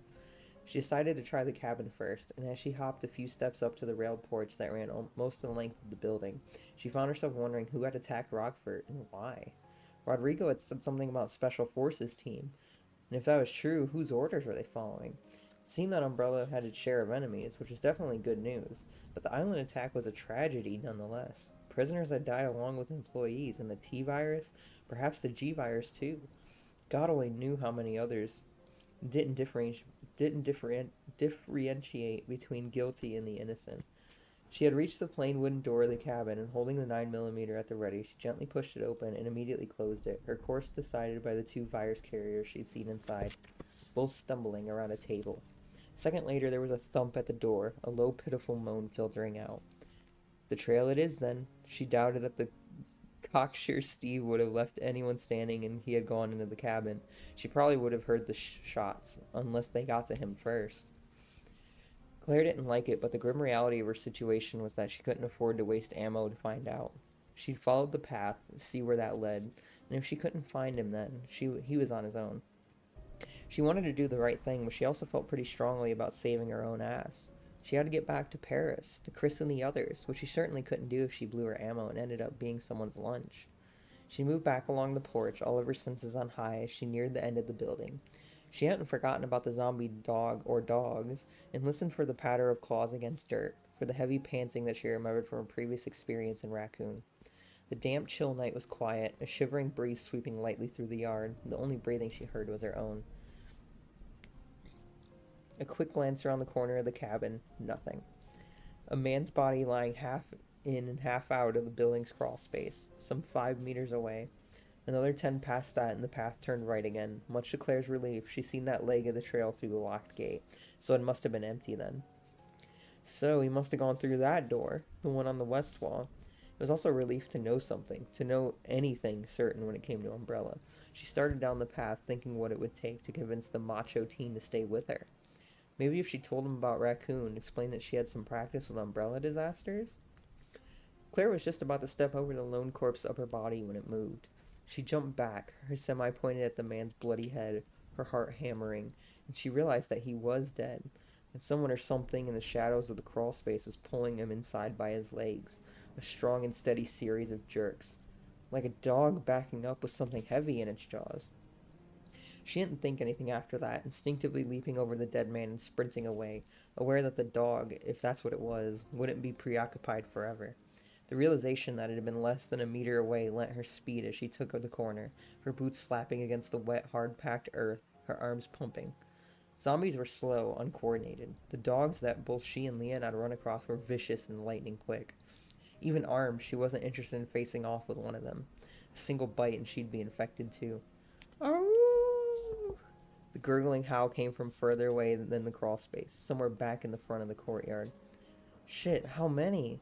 It didn't matter, she was almost there, and her salvation ahead on the left. Not daring to look back, she didn't slow down a step until she reached the door, grabbed the handle and shoved. It opened easily, and since she didn't see anything with teeth directly in front of her, she jumped in and slammed the door behind her. Only to hear the multiple wails of zombies, to smell the feverish rot of the dying virus carriers, even as something crashed into the door at her back and began to claw at it, growling like some feral monster. How many dogs? How many zombies? The thought flashed through her panicked mind, the need to conserve ammo deeply ingrained after Raccoon. And what if I'm about to hit a dead end? She almost turned back in spite of the risk, until she saw there were zombies. The passage she'd entered was thick with gloom, but she could see several stumbling men locked in a caged area to her left, all of them pretty far gone. One of them was beating on the mesh door, its nearly skeletal hands hanging with ribbons of damaged tissue, oblivious to the pain of its disintegrating body. Must be the kennel. Claire took a few steps further in, focusing worriedly on the simple and somewhat flimsy lock holding the door closed, and saw 3 uncaged zombies just as the first was reaching for her, its dark mouth dripping with saliva and some other dark fluid, its bony fingers stretching out to touch her. She had been so intent on the caged creature she hadn't realized that there were more of them.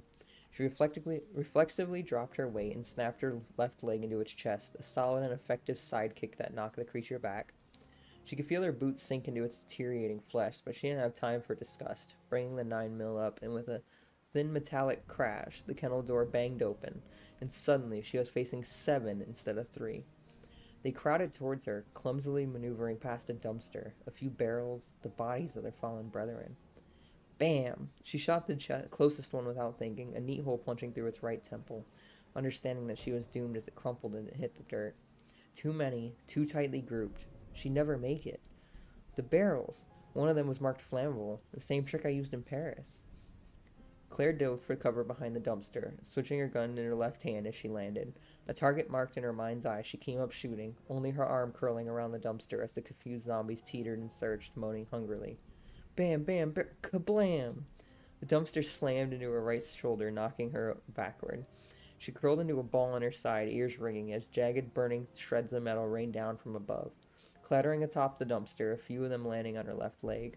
She slapped them off, scarcely able to believe that it had worked. That she was still alive. She sat up, pushing herself into a crouch, looking out what remained of her assailants. Only one of them was still whole, leaning heavily on the kennel, its clothes and hair on fire. The upper body of a second was trying to crawl towards her, its black and bubbling skin slouching as it inched forward. The rest were off in pieces, the burning earth licking up to claim the pathetic remains as its own. Claire quickly dispatched the two left alive, her heart aching at the little dismissal and these people had come to. Ever since Raccoon City, her dreams were haunted by zombies, by the stinking, dripping creatures that sought live flesh as sustenance. Umbrella had unintentionally created those particular monsters, like nightmarish walking corpses straight out of the movies, and it was kill or be killed. There was no choice. Except they were people not so long ago, people with families and lives, who hadn't deserved to die in such terrible ways, no matter what evils they may have committed. She looked down at the poor burned bodies, feeling almost sick with pity, and a low but insistent fever of hatred for Umbrella. Claire shook her head and did her best to let go, aware that allowing herself to carry all the pain might make her hesitate at some crucial moment. Like a soldier at war, she couldn't afford to humanize the enemy. Although she had no doubts as to who the real enemy was, she hoped fervently that the Umbrella's leaders would all burn in hell for what they'd done. Not wanting to be surprised again, she carefully and thoroughly checked the past shadows in her evaluation of next step choices. In the back of the kennel was an actual guillotine, stained with what appeared to be real blood. Just looking at it made her shudder, reminding her of RPD's Chief Irons in his hidden dungeon. Irons had been living proof that Umbrella didn't run psych tests on their undercover employees. Behind the nasty execution device was a door, but Steve obviously hadn't gone that way, not with the zombies locked in. Next to the kennel was a kind of metal sliding shutter, but it wouldn't open. And next to that, the only door that he could have gone through, because the passage was a dead end just past it. Claire walked to the door, suddenly feeling very tired and very old, her emotions spent. She checked the handgun and reached for the handle, absently wondering if she would ever see her brother again. Sometimes holding on to her hope was a tremendous burden, made all the heavier because she couldn't set it aside, not even for the moment. Steve jumped when he heard the explosion outside, reflexively looking around the small, cluttered office as though expecting the walls to crumble. After a few beats, he relaxed, figuring it was probably just another heat blast, nothing to worry about. Ever since the attack, the unchecked fires burning throughout the prison compound occasionally rolled over something combustible, a canister of oxygen or kerosene or whatever, and then kerblooey, another explosion. It was just a blast that had kept him alive, actually. He had been knocked out by a flying chunk of wall when the oil barrel had blown up, the debris covering him completely, hiding him.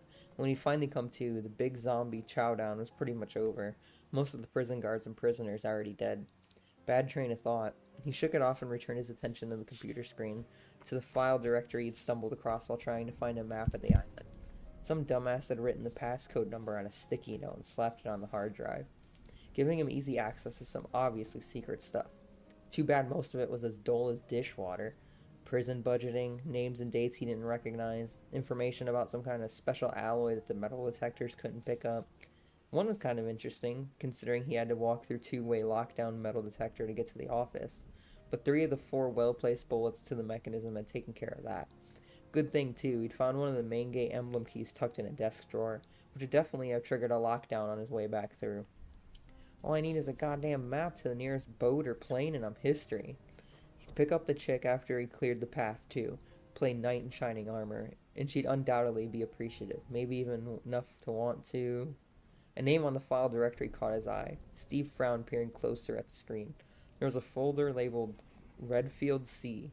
Isn't Claire Redfield? He tapped it up, curious, and was still reading, totally absorbed when he heard a noise behind him. He scooped his gun off the counter and spun around, mentally kicking himself for not paying better attention. And there was Claire, her own weapon pointing at the floor, slightly irritated look on her face. "What are you doing?" she asked casually, as if she hadn't just scared the crap out of him. "And how did you get past the zombies outside?" I ran, he answered, annoyed by the question. Did she think he was helpless or something? And I'm looking for a map. Hey, are you related to Christopher Redfield?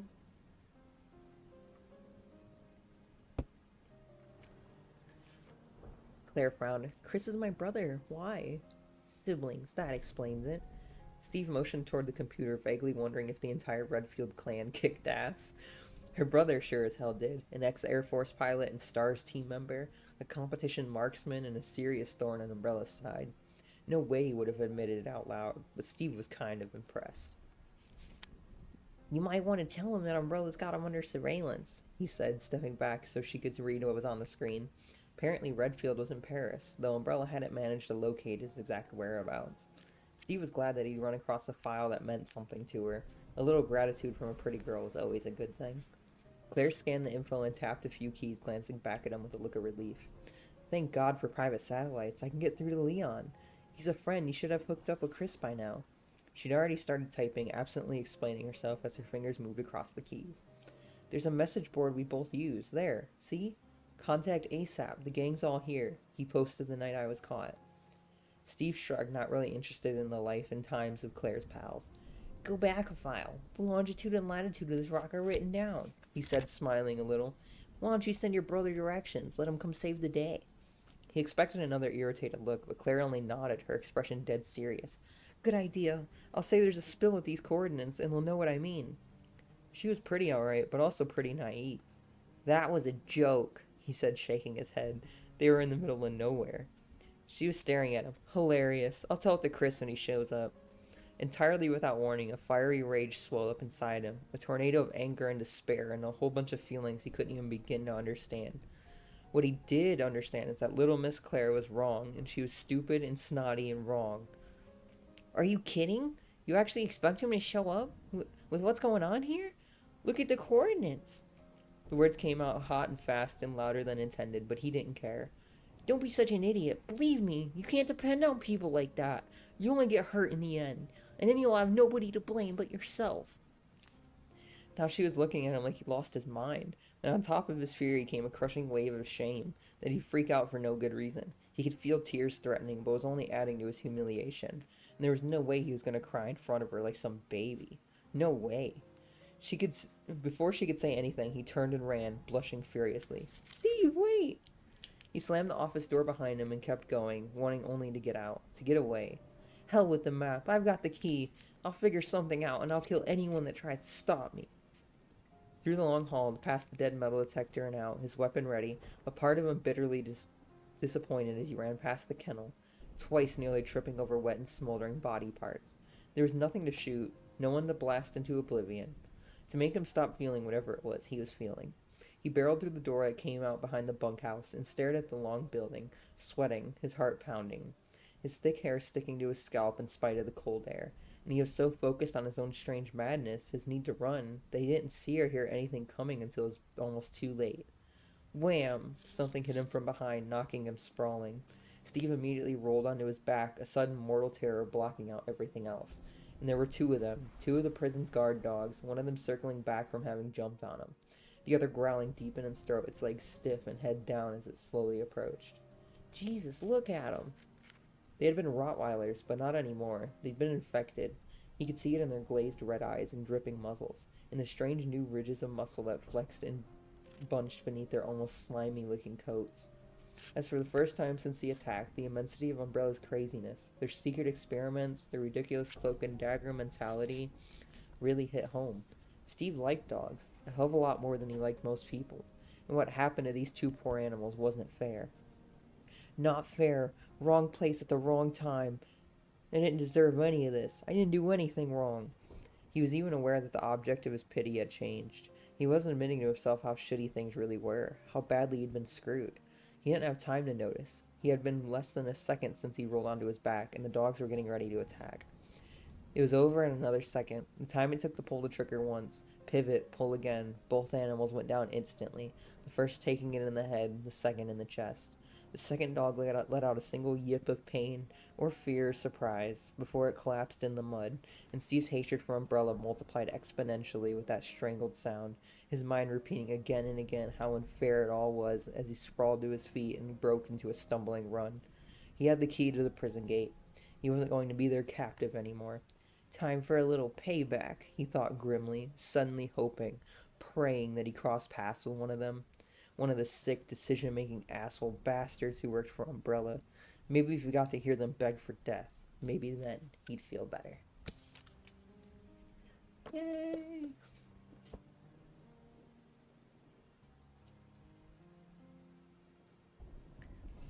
Wait until Claire tells Steve about Rodrigo. Wait. Tall, well-built, mustache, Hispanic? Alfred must be the one coming up with these. Oh my gosh, with the RE9 theories. Ugh. Yeah, right? The way he was like, he's like, Claire must have did it on purpose. Oh my god. Absolutely hilarious. Her reaction to the dog dragging the corpse underneath the foundation was me on the first playthrough.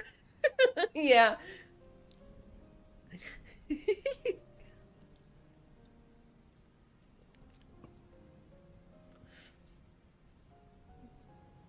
I would say the same, but I don't remember. It was too long ago. Poor T carriers. I think it's funny that they keep calling them carriers instead of zombies in this book, though.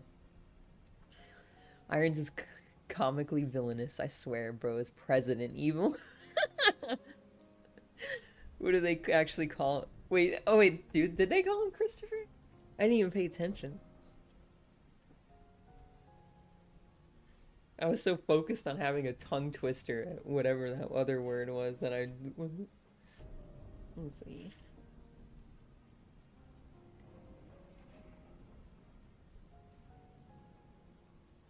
Oh yeah, they do. Hey, are you related to a Christopher Redfield? Claire frowned. Chris is my brother. Why? I can't believe that, yeah. They really call him Christopher. Dang, Steve got affected by the sad dog yell death noise too. Yeah, I know, right? It's like hearing the yelp of the dog in Minecraft. It's just like the most like it hurts your heart. Just like, why did y'all add a dog in here that attacks me? Like, did you just want me to feel bad? Screw you guys. I was like so mad at Minecraft for like for like years because of that. I've only ever heard a live-action RE5 trailer call him Christopher, I think. Well, there you go. S.D. Perry must think that it stands for Christopher as well. So. They made the dog noises more monstrous on purpose by RE1 remake because people felt bad. Yeah, exactly. Like, no one wants to actually hear, like, a dog dying or something like that. That's awful. No one wants that. Jeez. Yeah, I'll plug my phone in.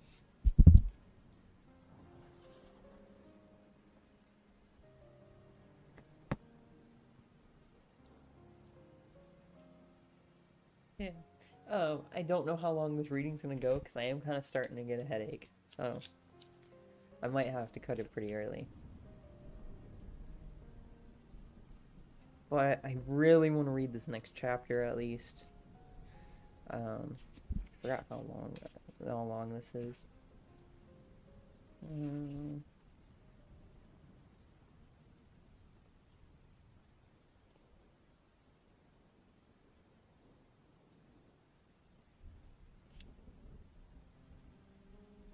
Yeah, and the next chapter is pretty long. I wanted to read. I'll probably read this next chapter and then we'll stop.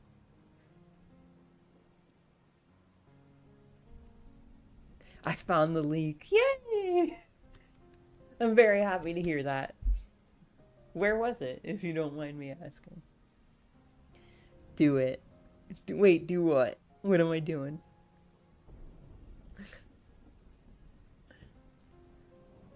Rodrigo has been dreaming about a Code Veronica remake. I've been dreaming about a Code, like, yeah, remake the best game in the series, of course. In the plane, I proved the tester was good and the lines are okay. Yeah. The next chapter. Oh yeah, yeah. I'm gonna. It is a really nice chapter, so I would really like to read it for you guys.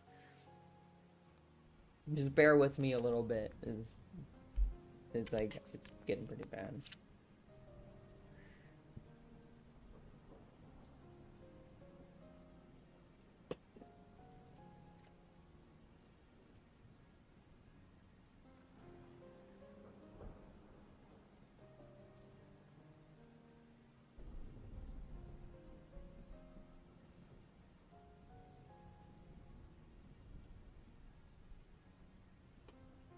Okay. Chapter 4. Chris Redfield and Barry Burton were reloading rounds in the back room of the Paris safe house, silent and tense, neither of them speaking. It had been a bad 10 days, not knowing what happened to Claire, not knowing if Umbrella still had her alive. Stop, his inner voice said firmly. She's alive. She has to be. To even entertain the alternative was unthinkable. He'd been telling himself that for 10 days, and it was wearing thin. It had been bad enough hearing that she'd been in Raccoon City for the final meltdown, and that she'd gone in there looking for him. Leon Kennedy, her young cop friend, had filled him in on the details at their first meeting. She'd survived Raccoon only to be hijacked by Trent on the way to Europe. She and Leon had 3 renegade stars. They'd ended up facing off with yet another group of Umbrella's monsters. At a facility in Utah, Chris hadn't known about any of it, had ignorantly assumed that she was still safely studying away at the university. Hearing that she'd gotten tangled up in the fight against Umbrella was bad, alright. But knowing that Umbrella had captured her, that his little sister might already be dead, it was killing him, eating him up inside. It was all he could do not to barge into Umbrella's headquarters with a couple of machine guns and start demanding answers, even knowing that it would be suicide. Barry pumped the shell loader while Chris scooped up the fresh rounds and boxed them. The acrid, familiar scent of gunpowder suffusing the air. He was relieved that his old friend seemed to understand his need for silence. The steady click-click of the loader the only sound in the small room. It was also a relief to have something to do after a full week of sitting and still praying, hoping that Trent might contact them with news or to offer help. Chris had never met Trent, but the mysterious stranger had aided the stars a few times in the past, passing along inside information about Umbrella. Although his exact motivations were unknown, his objective seemed clear enough: to destroy the pharmaceutical company's secret bioweapons division. Unfortunately, waiting on Trent was a long shot. He'd only ever contacted them when it suited his needs, and since they had no way of reaching him, the prospect of assistance was seeming less likely all the time. Click, click, click, click. The repetitive sound was soothing somehow, a muted mechanical process in the quiet of the rented safe house. They all had specific jobs to do in their pledge to bring Umbrella down, tasks that changed from day to day as the need arose. Chris had been helping Barry out with the weapons for the past week and a half, but he usually ran HQ surveillance. They'd received a message from Jill a few weeks before. She was on her way to Paris, and Chris knew that her misspent youth would come in handy, very handy, for the internal recon. Leon had turned out to be a half-decent hacker. He was in the next room on the computer. He'd hardly slept since Claire's capture, most of his time spent trying to track Umbrella's recent movements. In the trio of stars who'd come with Claire and Leon to Europe, Rebecca, from the disbanded Raccoon Squad, and the 2 stars from Maine, David and John, were currently off in London, meeting with an arms dealer. After all they'd been through together, the 3 of them worked well as a team. There aren't many of us, but we've got the skills and determination. Claire, though. With both their parents dead, he and Claire had developed a close relationship, and he thought he knew her pretty well. She was smart and tough and resourceful, always had been, but she was also a college student, for Christ's sake. Unlike the rest of them, she didn't have any informal combat training. He couldn't help thinking that she'd been lucky so far, and when it came to Umbrella, luck just wasn't enough. Chris, get in here! I don't know what to do for a Leon voice. I never thought about having to do a Leon voice. Chris, get in here! Leon, and it sounded urgent. Chris and Barry looked at each other, Chris seeing his own worry mirrored in Barry's face, and they both stood up. His heart in his throat, Chris hurriedly led the way down the hall to where Leon was working, feeling eager and afraid at once. The young cop was standing next to the computer, his expression unreadable. She's alive, Leon said simply. Chris hadn't even been aware of how bad things had been for him until those 2 words. It was like his heart had suddenly been released after being gripped in a vice for 10 days. The sense of relief as physical as it was emotional, his skin flushing with it. Alive! She's alive! Barry clapped him on the shoulder, laughing. Of course she is. She's a Redfield. Chris grinned, turned his attention back to Leon, and felt his smile slipping in the cop's carefully neutral expression. There was something else. Before he could ask, Leon motioned at the screen, taking a deep breath. They've got her on an island, Chris. There's been an accident. Chris is leaning over the computer in a single stride. He read the brief message twice, the reality of it slow to sink in. Infection trouble, approximately 37 south, 12 west, following attack. Perps unknown. No bad guys left, I think, but stuck at the moment. Watch your back, bro. They know the city, if not the street. We'll try to be home soon. Chris stood up, silently locking gazes with Leon as Barry read the message. Leon smiled, but it looked forced. I think this is Leon reading this. You didn't see her in Raccoon, he said. She knows how to handle herself, Chris, and she managed to get to a computer, right? Barry straightened up, took his cue from Leon. And that means she's not locked down, he said seriously. And if Umbrella's got its hands full with another viral spill, they're not going to be paying attention to anything else. The important thing is that she's alive. Chris nodded, absently mind already working on what he would need for the trip. The coordinates she'd listed in her incredibly isolated spot, deep in the South Atlantic, but he had an old Air Force buddy who owed him. Could jet him down to Buenos Aires, maybe Cape Town. He can run a boat from there. Survival gear, rope, medkit, an assload of firepower. Oh, I'm going with you, Barry said, accurately reading his expression. They've been friends a long time. Me too, Leon said. Chris shook his head. No, absolutely not. Both men started a protest, and Chris raised his voice, talking over them. You saw what she said about Umbrella honing in on me, on us, he said firmly. That means we have to relocate, maybe one of the estates outside the city. Someone has to stay here, wait for Rebecca's team to get back, and someone else needs to scout out for a new base of operations. Don't forget Jill will be here any day now. Barry frowned, scratched at his beard, his mouth set in a thin, tight line. I don't like it. Going in alone is a bad idea. We're at a crucial phase right now, and you know it, Chris said. Somebody's got to mind the shop, Barry. And you're the man. You've got the experience. You know all the contacts. Fine, but at least take the kid, Barry said, gesturing toward Leon. For once, Leon didn't protest the label, only nodded, drawing himself up, shoulders back, and head high. You won't do it if you think of yourself about Claire, Barry continued. What happens to her if you get yourself killed? You need a backup, somebody to pick up the ball if you fumble. Chris shook his head, immovable. You know better. Barry, this has to be as quiet as possible. Umbrella may have already sent in a cleanup crew. One person in and out before anyone even realizes I'm there. Barry was still frowning, but he didn't push it. Neither did Leon, although Chris could see that he was working up to it. The cop and Claire had obviously gotten pretty close. I'll bring her back, Chris said, softening his tone, looking at Leon. Leon hesitated and then nodded, high color burning in his cheeks, making Chris wonder exactly how close Leon and his sister had become. Later, I can worry about his intentions if we make it back alive. And when we make it back alive, he quickly amended, if was not an option. It's settled then, Chris said. Leon, find me a good map of the area. Geographical, political, anything you can. Never know what might help. Also, post back to Claire just in case she gets another chance to check for messages. Tell her I'm on my way. Barry, I want packing major influence, but lightweight. Something I can hike in and out without too much trouble. Maybe a Glock? You're the expert. You decide. Both men nodded, turned away to get started. Chris closed his eyes for just a second, quickly offering up a silent prayer. Please, stay safe until I get there, Claire.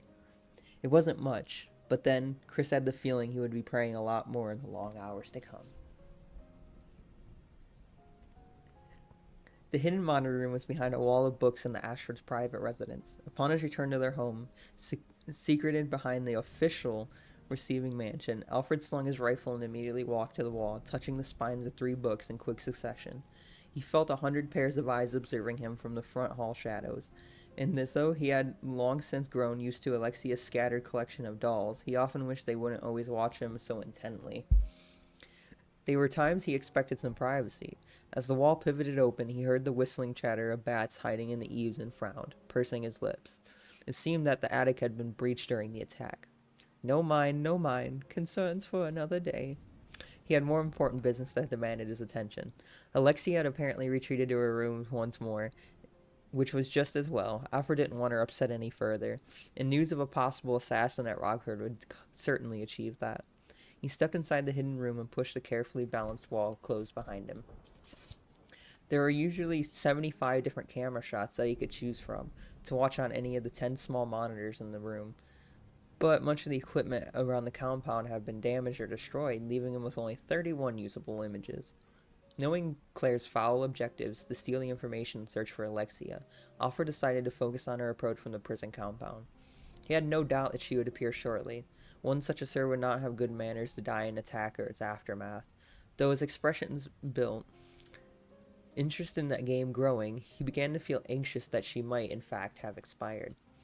Thankfully, his initial assumption had been correct. Another of the prisoners came through the main gate first, but he was followed shortly by the Redfield girl.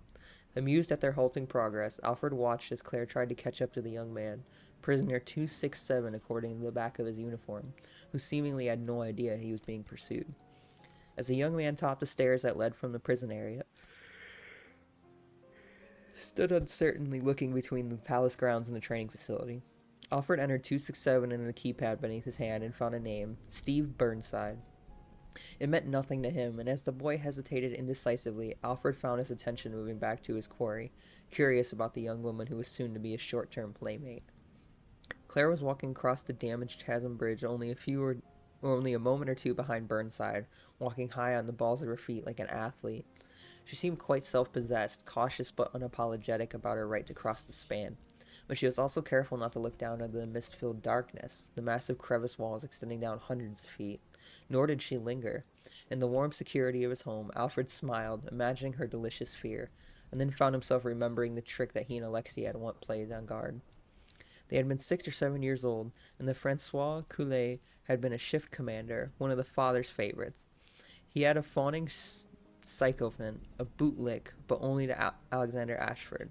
Behind their father's back, he dared to laugh cruelly at Alexia one afternoon when she tripped in a pouring rain, splashing her new blue dress with mud. Such an offense not to be withstood. Oh, how we planned, talking late into the night about a suitable punishment for his unforgivable behavior, our child minds alive and whirling with all the possibilities. The final plan had been simple. They'd executed it perfectly only 2 days later. When Francois had duty as the guard in the main gate, Alfred had sweetly begged the cook to let him bring Francois his morning espresso, a chore he'd often perform for favored employees. And on the way to the chasm bridge, Alexia had added a special twist to the strong, bitter brew, just a few drops of coir-like substance that she'd synthesized herself. The drug paralyzed flesh, but also allowed the nervous system to continue working, so that the recipient couldn't move or speak, but could feel and understand what was happening to him. Alfred approached the prison gates slowly, so slowly that the impatient Francois had stalked out to meet him. Smiling, aware that Alexia had returned to the residence, was watching and listening from the monitor room, Alfred wearing a small microphone. He'd stepped close to the railing before apologetically offering the Dimatis cup to Francois. Both twins had watched in secret delight as the guard swilled it down, and in seconds he was gasping for air, leaning heavily against the bridge rail. To anyone watching, it appeared that only the man and boy were looking out across the chasm, except for Alexia, of course, who later told him that she had applauded his performance of innocence. I looked up at him, the frozen expression of fear on his unrefined textures, and explained what he had done, and what we were going to do. Francois had actually managed a soft squealing noise through his clenched jaw when he finally understood that he was helpless to defend himself against a child. For almost 5 months, Alfred had cheerfully cursed Francois to spawn of pigs as a mannerless peasant and jabbed at him in the meat of his thigh with a sewing needle too many times to count. Paralyzed, Francois could only endure the pain and humiliation, surely regretting his beastly conduct towards Alexia as he suffered in silence. And when Alfred got tired of the game, he kicked the guard's dirty boot heels a few times, describing every sensation to Alexia as Francois slid helplessly beneath the rail and plummeted to his death. And then I screamed and pretended to cry as the others came rushing across the bridge, trying desperately to console their young master as they asked one another how such a terrible thing could happen. And later, much later, Alexia came into my room and kissed my cheek, her lips warm and soft, her silken tresses trickling my throat. The monitors tore his attention away from his sweet memories, Claire now standing at the same spot where Burnside had hesitated. Quite put out with himself for his lack of care, Alfred spent uncertain moments searching for the young hoodlum, switching between cameras, finally spotting him on the very steps of the receiving mansion. Quickly, Alfred checked his console's control panels to be sure all the mansion's doors were unlocked, suspecting the boy would probably hang himself easily enough. And crowded with delight as he saw that Claire was following, having chosen the same path as her young friend. How much more exquisite her terror will be when she pleads for her life kneeling in Mr. Burnside's cooling blood. If he meant to greet them properly, he needed to leave right away. Alfred stood and opened the wall once more, his excitement rising as he closed it behind him and stepped out into the great hall. He very much wanted to tell Alexia his plans before leaving, to share a few of his ideas, but was concerned that time was a factor. "I'll be watching, my dear," she said. Startled, Alfred looked up to see her at the top of the stairs, not far from the life-size child doll that hung from the uppermost balcony, one of Alexia's favorite toys. He started to ask her how she knew, but realized how silly a question it was. Of course she knew, because she knew his heart. It's the same that beat within their own snowy white breast. "Go now, Alfred," she said, gracing him with her smile. "Enjoy them for the both of us." "I will, sister," he said, smiling in turn, thankful and knew that he was brother to such a miracle of creation. Lucky that she understood his needs and desires.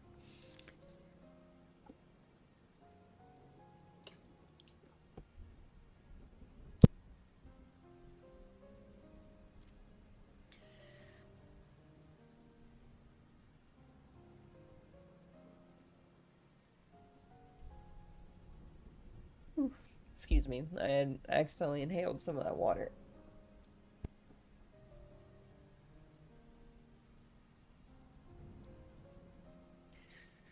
It was like some bizarre reality twist, Claire decided, closing the mansion doors behind her. From the ramshackle, death-filled cold of the dark prison yards to where she stood now, it was hard to believe, and yet, like Umbrella, that she had no choice. But goddamn, I mean seriously. The grand, beautifully designed sunken lobby spread out in front of her was marred by only a few sets of muddy footprints across the hand-tiled floor, a few splotches of blood painted across the delicate eggshell walls. There were also a number of large cracks near the ceiling, and a single maroon handprint drying on one of the thick decorative columns that lined the west wall, thin rivulets of red streaking down from the base of the palm. So the prisoners weren't the only ones to suffer a shitty afternoon. It was classist and petty of her, but she knew. But it made her feel a little better to know that the Umbrella higher-ups had taken an ass-kicking along with everybody else. She stood where she was for a moment, relieved to be out of the cold, and still mildly shocked by the different faces of the Rockford facility as she took in the layout. Behind one of the columns to her left was a blue door. A second door in the northwest corner was a spacious room. Straight ahead was a polished mahogany reception desk, abutting an open flight of stairs along the right wall that led up a second-floor balcony, richly hung with a strangely damaged portrait. The face of the portrait's subject had been scratched out for some reason. Claire stepped down in the lobby, crouched and ran a finger through one of the muddy footprints. Still wet, and more tracks leading to the corner door. She couldn't be certain they were Steve's, but thought the odds were pretty good. He left a trail from the open prison gate to a couple of drop shell casings just outside the mansion, along with 2 more dead dogs.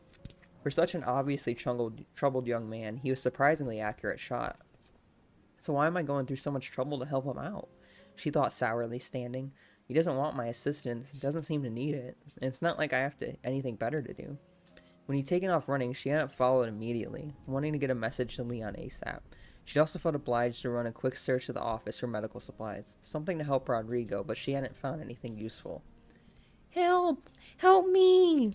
A muffled shout from somewhere in the building. "Steve? Let me out! Somebody help me!" Claire was already running for the corner door, weapon up. She slammed into the heavy wood, the door crashing open into a long hallway. Steve shouted again from the far end of the corridor. Claire hesitated just long enough to see the 3 bodies sprawled along the tiled floor that weren't going to get up, and then ran, fixing the door straight ahead as the one. "Help!" Jesus, what's happening to him? He sounded panic-stricken, his voice breaking with it. Reaching the end of the hall, Claire shoved at the door, ran in sweeping with the handgun, and saw nothing. A room with display cases and stuffed chairs. An alarm was buzzing somewhere, but she couldn't see its source.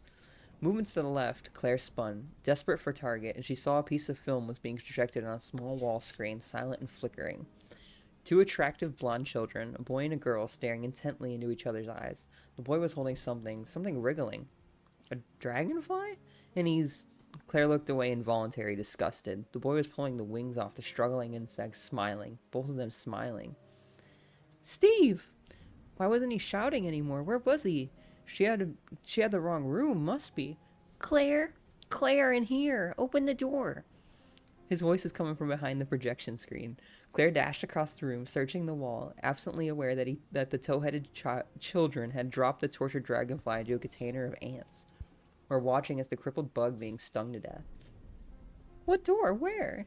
Claire shouted, running anxious hands over the wall, pushing the glass display case, pulling at the screen.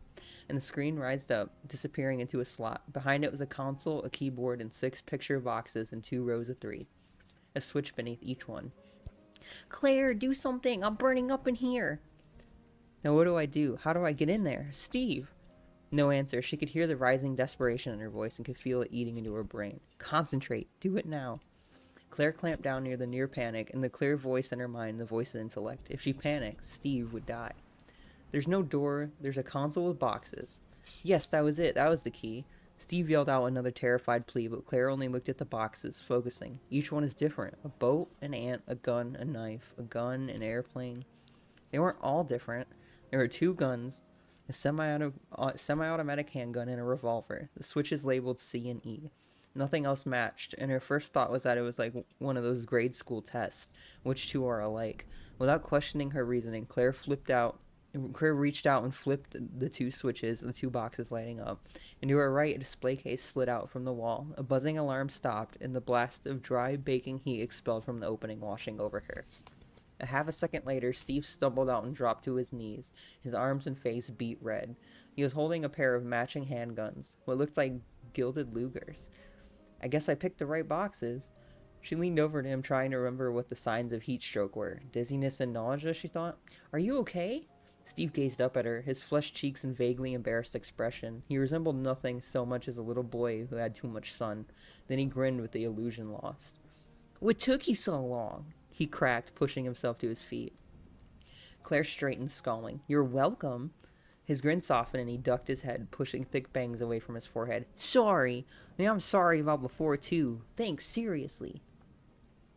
Claire sighed, and just when she decided he was a total asshole, he decided to be nice. And look what I got, he said, snapping both handguns up and aiming at one of the display cases. They were hanging on a wall back there, fully loaded and everything. Cool, huh? She had to resist a sudden urge to grab his shoulders and shake some sense into him. He had nerve, she'd give him that, but he'd obviously had at least a few survival skills. Did he not understand that he would have died if she hadn't heard him calling for help? This place is full of booby traps, too. How do I keep him from running off again? She watched him pretend to shoot a bookshelf, wondered absently if the whole macho thing was just his way of dealing with fear. A different approach suddenly occurred to her, one that she thought might actually work. He wants to play Mr. Tough Guy. Let him. Appeal to his ego. Steve, I understand that you're not looking for a partner, but I am, she said, doing her best to look sincere. I don't want to be alone out here. She could actually see his chest puff out and felt a huge sense of relief knowing that it worked before he said a word. She also felt a little guilty for manipulating him, but it was only a little. This was for the best. Besides, it's not lying exactly. I really don't want to be alone out here. I guess you could tag along, he said expansively. I mean, if you're scared. She only smiled, teeth gritted, aware that she opened her mouth to thank him. She didn't know what would come out. Anyway, I know how to get us out of here, he added, his bluff manner slipping, his youthful enthusiasm spilling out. There's a little map under the control at the counter of the front desk. According to that, there's a dock west of here, and an airstrip somewhere past that, which means we have a choice, but my piloting skills are a little iffy, so I vote cruise. We can go right now. Maybe she had underestimated him a little bit. Really? That's great, Claire trailed off. Rodrigo. She couldn't forget about Rodrigo. Between the 2 of us, we probably could get him to the dock. Would you come with me back to the prison first? She asked. The guy who let me out of my cell is back there. He's pretty badly wounded. One of the prisoners? Steve asked, perking up. Uh-oh. She could lie, and he'd know the truth soon enough. I don't think so, but he did let me go, and I kind of feel like I owe him. Steve was frowning, and she quickly added, and it seems like the, honorable thing to do to at least get him a first aid kit, you know? He wasn't buying it. Forget it! If he's not a prisoner, he works for Umbrella. He deserves dick. Besides, they'll be sending troops in soon enough. It's their problem. Let them deal with it. Now, are you coming or not? Claire met his gaze squarely, reading anger and hurt in his dark eyes, surely caused by Umbrella. She couldn't blame him for how she felt, but she didn't agree with him either, not in Rodrigo's case, and there was no question in her mind that he would die before Umbrella showed if he didn't get help. I guess not, she said. Steve turned away, took a few steps toward the door, and then stopped, sighing heavily. He turned back, clearly exasperated. There's no way I'm risking my life and neck to save an Umbrella employee. No offense, but I think you're total batshit for wanting to go. And I'll wait for you, okay? Go give the guy a Band-Aid or whatever and then meet me at the dock. Surprised, Claire nodded. Less than she'd hoped for, but more than she'd expected, particularly after his weird people will let you down rant. Oh, for the first time it occurred to her why Steve might have said those things. Why he was denying the trauma of what had happened. What was still happening. He was here all by himself, after all. How could he have abandonment issues? Claire smiled warmly at him, remembering how angry she felt as a child when her father had died. Being snatched away from one's family couldn't be much better. It'll be nice to go home, she said gently. I bet your parents will be glad. Steve's sneering interruption was an immediate and extreme. Look, come to the dock or not. I'm not going to wait all day, got it? Startled, Claire nodded mutely, but Steve was already striding out of the room. She wished she hadn't said anything, but it was too late, and at least now she knew what not to say. Poor kid, he probably missed his parents like crazy. She'd have to try to be a little more understanding. With a last look at the strange little den, Claire started back towards the front door, wondering what to do about Rodrigo. Steve was right. Umbrella might already have a team on the way, so they could tend to him, but she meant to get him stabilized before she left. She needed to find a vial of that hemostatic liquid. She didn't know much about the triage herself, but she seemed to think it would help. She opened both of the other doors in the hallway on her way back to the lobby, stopping briefly at the first to gaze at a number of portraits. Some kind of fictional history for the family called Ashford? There was a shattered urn on the floor, but nothing else of interest. Behind the second door was an empty conference room. Sorry. Ugh.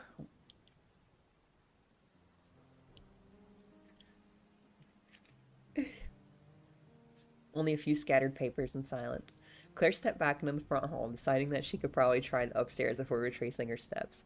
Just above the bridge of the prison, she was looking forward towards the crossing, that creaking nightmare again. There had been a door she'd bypassed in order to keep up with Steve's trail. A tiny red light on the floor caught her attention, like one of those laser pointer thingies. Her geometry professor had used one. The small light jerked toward her, and Claire looked up, followed a pencil-thin beam to... Gah! She dove for cover, and the first shot bit into the tiles mere inches from where she'd stood, ceramic shards flying. She crashed behind one of the ornamental pillars as the second shot thundered through the lobby, shattering more tile. She scrambled to her feet, trying to make herself as tiny as possible, wondering if she'd actually seen what she thought she'd seen. A thin blonde man with a rifle and laser sight, wearing what looked like a dress uniform jacket from a yacht club. Deep red, complete with puffy white cravat and gold braid, like a child's idea of what noble authority should wear. My name is Alfred Ashford, a pinched, snobby voice called out. I am the commander of this base, and I demand that you tell me who you're working for. What?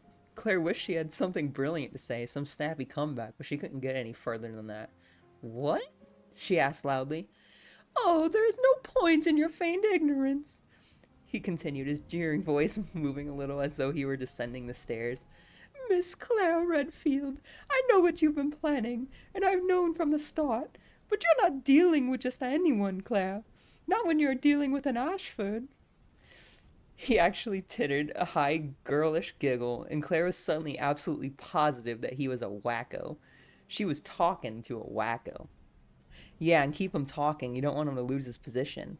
She could see the tiny red flicker on the wall behind her as he worked to keep the pillar in sight. Okay, Alfred, what is it I'm planning? She jacked the action on her semi as quickly as possible, making sure there was a round in the chamber. It was as though she hadn't spoken. Our legacy of Oh, wait, I think he's saying that. Our legacy of profundity, supremacy, and innovation is beyond question, Alfred said haughtily. We can trace our heritage to the European royalty, my sister and I, and to some of your greatest minds in history. But then I don't suppose your masters told you that, did they? My masters? I don't have any idea what you're talking about, Claire called out, watching the flickering red dot, deciding that she could dart a glance from behind the pillar's other side, maybe get a shot before she could target her. The longer Alfred talked, the more strongly she felt that meeting him face to face would be a bad idea. Dangerously mentally ill people were unpredictable at best. Oh, 1 second.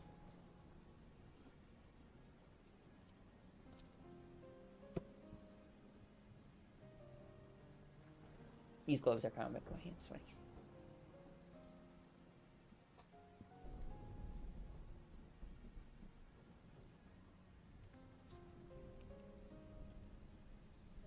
He mentioned a sister, the children in the movie with the dragonfly? She didn't have proof, but her instinct shouted a resounding yes. It seemed he'd stayed the course, from creepy kid to creep. Of course, if you are willing to surrender yourself to me now, Alfred purred, I might be persuaded to spare your life, providing that you confess to treason against your superiors. Now, Claire ducked her head around the pillar, gun up, and bam, wooden plaster exploded next to her face and shot splintering the pillar's molding as she pulled back. She leaned heavily against the pillar, her breathing fast and gulping. If he'd been a hair more accurate. Aren't you a fast little rabbit? Alfred said, his amusement unmistakable. Or should I say rat? That's what you are, Claire. A rat. Just a rat in a cage. Again, that insane, unnatural giggle. But it was receding, following him back upstairs. Footsteps, and then a door closed and he was gone. Well, doesn't that round things out nicely? What's a biohazardous disaster without a crazy or two? It'd almost be funny if she was so totally weirded out. Alfred was a Fruit Loop. Claire waited a moment to be sure he was gone, then exhaled heavily, relieved but not relaxed. She couldn't relax until she was well away from Rockfort, leaving Umbrella and monsters and insanity far behind. God, but she was tired of this shit. She was a second-year lit major. She liked dancing and motorcycles and a good latte on a rainy day. She wanted Chris, and she wanted to go home. And since neither of those seemed like likely at the moment, she decided she'd settle for a good, solid nervous breakdown, complete with screams and floor-pounding hysterics. It was almost tempting, but it would have to wait too. She sighed inwardly. Alfred had gone upstairs, so she thought she'd better check that other door she'd passed back near the bridge, see if she could find something for Rodrigo there. At least things probably won't get any worse, she thought dismissively, feeling the strange sense of deja vu as she opened the front door. It felt so much like Raccoon City, but that had been a serious catastrophe rather than an isolated disaster. Big, fat difference. All of it bites. Claire had no way of knowing that compared to what lay ahead. Things hadn't even started to get bad. Yay! That was the end of the chapter. See, that was a great chapter. That's why I wanted to make sure I read that one. I gotta catch up on some comments.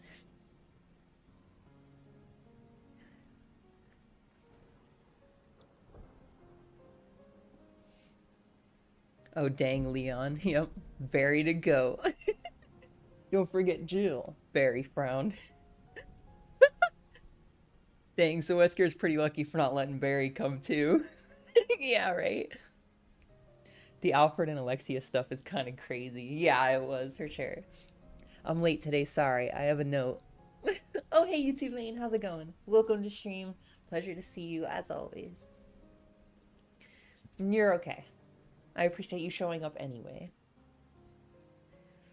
Oh no, Steve is suffering. I love how he immediately doesn't care after remembering he has the Lugers now. Yeah, like your Steve voice is so accurate. That is both good and bad. Well, I said at the beginning. I don't know if you heard like in the beginning, but I've been practicing these voices like all week, and some of the voices, like Steve, for example, I have been like jokingly impersonating like pretty much since I played the game as a kid. So Some of them I'm really good at. Others, like Rodrigo's voice, I'm still trying to get right. But there's some of them that I'm really good at. Them actually talking about Rodrigo is pretty cool to hear. Right? That's what I'm saying. Like Rodrigo is such an important part of this story. She has like 3 side missions going: save Rodrigo, protect Steve, and find Chris. Yeah. Claire always got to deal with the wackos. That's right. I'm going to pee real quick. I will be right back.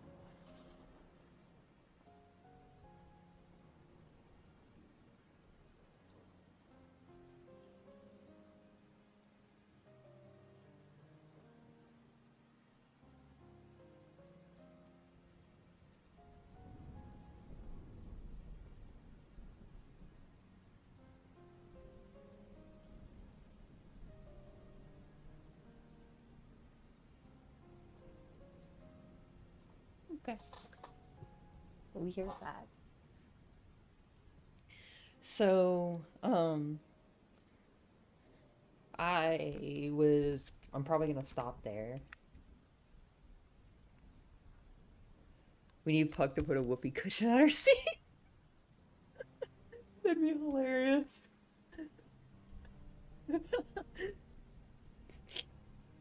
Oh, Lord. We got through a good chunk of this book today, I think. Look at that. That's like a third of it at least, right? I'd say we did pretty good.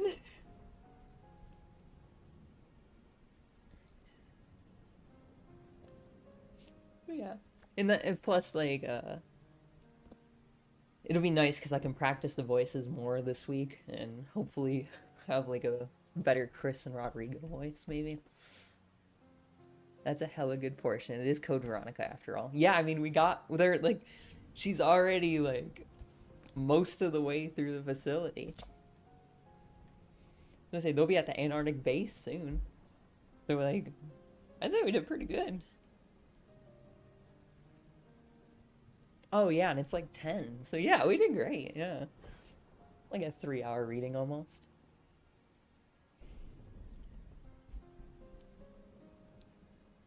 Yay! All right, so let's go to the end of stream here.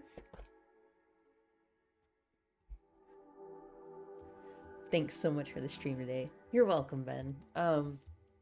Sorry sorry it didn't go as smoothly as some of the other readings did. I've had a pretty good migraine for a little while now, so.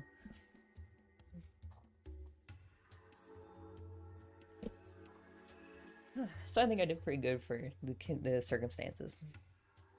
Night all. Good night, YouTube main. Thanks for hanging out with us.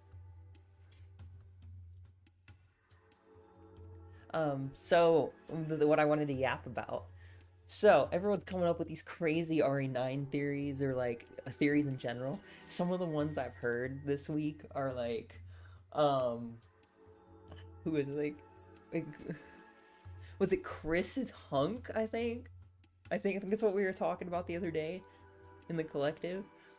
And there's stuff like Grace is like Wesker's kid and just really dumb theories. So like I'm sitting here like I'm gonna put out a dumb theory And just to show everyone how stupid they sound, my theory is that Rebecca is actually Steve. Steve transformed into Rebecca. Like his monster form. Well, that's like his like chrysalis from like RE6. That's just him transforming into Rebecca. Think about it. They have like very similar haircuts. They got the same blood type. They're similar sizes and heights. Like, let's be honest. Steve is Rebecca, okay? Let's all stop kidding ourselves here. That's why Wesker's so invested in him, So, I mean, come on. Have you ever seen Rebecca and Steve in a room at the same time? Be real with yourself. You haven't. So yeah, that's my wild theory. Steve is Rebecca. Nah, that was a class reading. Getting everyone's point of view had so much depth to the plot. It's great. Exactly. Like I told you, this is my favorite of the Resident Evil books for a reason. It's so perfect. I like how there was that bit about Trent helping Chris and Barry and them too. That like you would have gotten in the other book. So, yeah. Yeah. I'm really happy you guys stuck out with me and allowed me to read this to y'all, because it is an amazing book. Yeah. Yeah, even Rodrigo mentioned Caliban Cove. Yeah, exactly.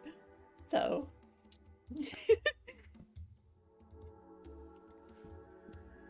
yeah.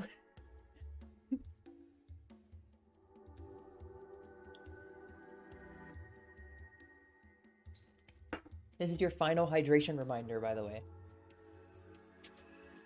Got some water or something yummy to drink. Drink it now.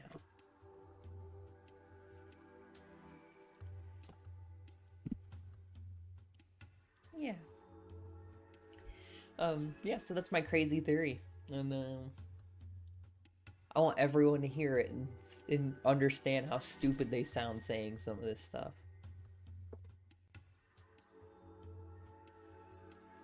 So, yeah. Stop making up ridiculous Resident Evil theories. They're so dumb. Next, can you read the RE board game rulebook? Because I don't want to tackle it. Honestly, if I had the board game, I would. I'd totally play like a session of the board game with y'all, because I have been dying for that board game. Like I want it so bad, but it's just like it's like almost $100. Like I went to a game shop, it was a board game, like family game type store, and they had the Resident Evil board games there, but they're like $90. I'm just like, I'm not paying that much for a board game I'm gonna play like maybe 5 times in my life. And even though it's like the coolest thing I've ever seen in my life, that's just it just doesn't justify the price. Yeah, with the expansions. Because like, let's be honest, if you're gonna get the board game, you're gonna get the expansions. Why would you not? It's like, oh, I want to play the board game, but without like half the content. No, you're not going to say that. That's ridiculous. You're going to get the expansions. I'm just lucky because I'm not going to get the one with Black Tiger. So it's a little cheaper. Well, yeah. The expansions on top of it too, yeah. So maybe without Black... Yeah, exactly. I'm not... Yeah. Yeah, not that one. I don't want like a realistic mold of Black Tiger. I'm good. Y'all can... I would be afraid to touch it to put it back in the box. I don't care if it's like a weird color to make it show that it's not real. It's still it's too much. Too much. Couldn't be me.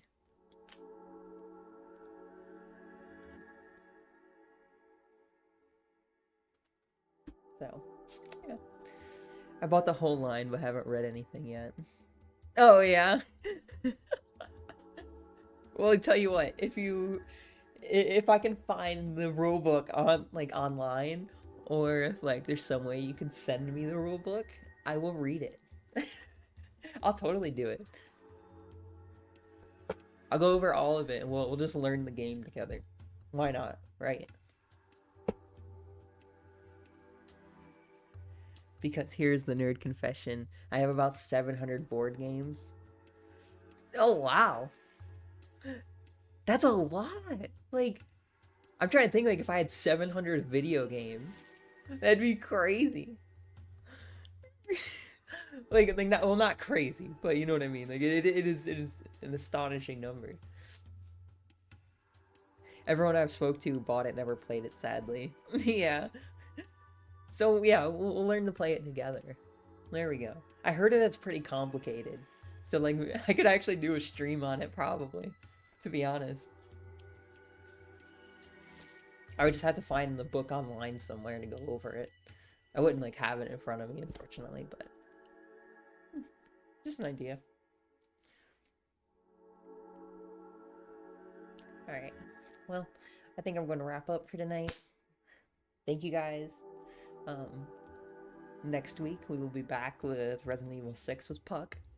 And then the next day we will be reading more of Code Veronica.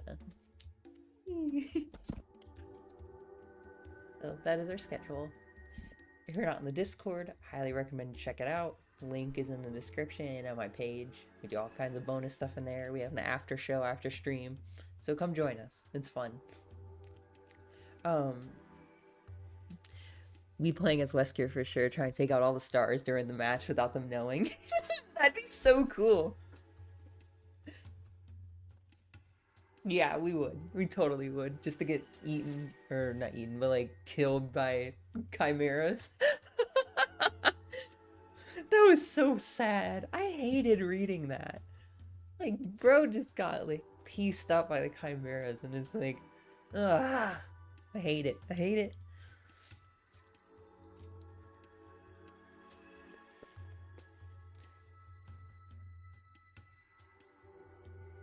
There's two versions of his figure, to be fair, a playable one and an enemy one. Oh, really? Oh, you were like, that's serious. You can actually play as the enemy. That's cool.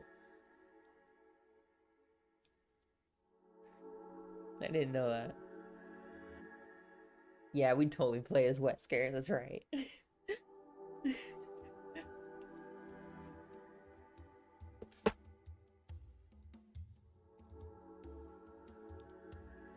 Yeah. Well, yeah. I hope you have a great night, everybody. You tell me good night.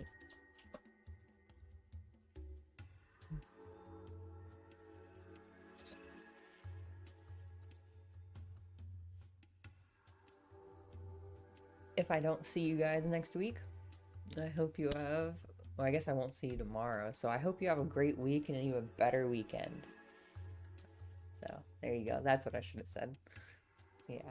My migraine's killing me right now, so I'm gonna go. I'm gonna get some medicine for it and lay down or something. So, thank you guys. I love you all. Thank you for the support. More next week. I'll see y'all later. Alright. Bye-bye.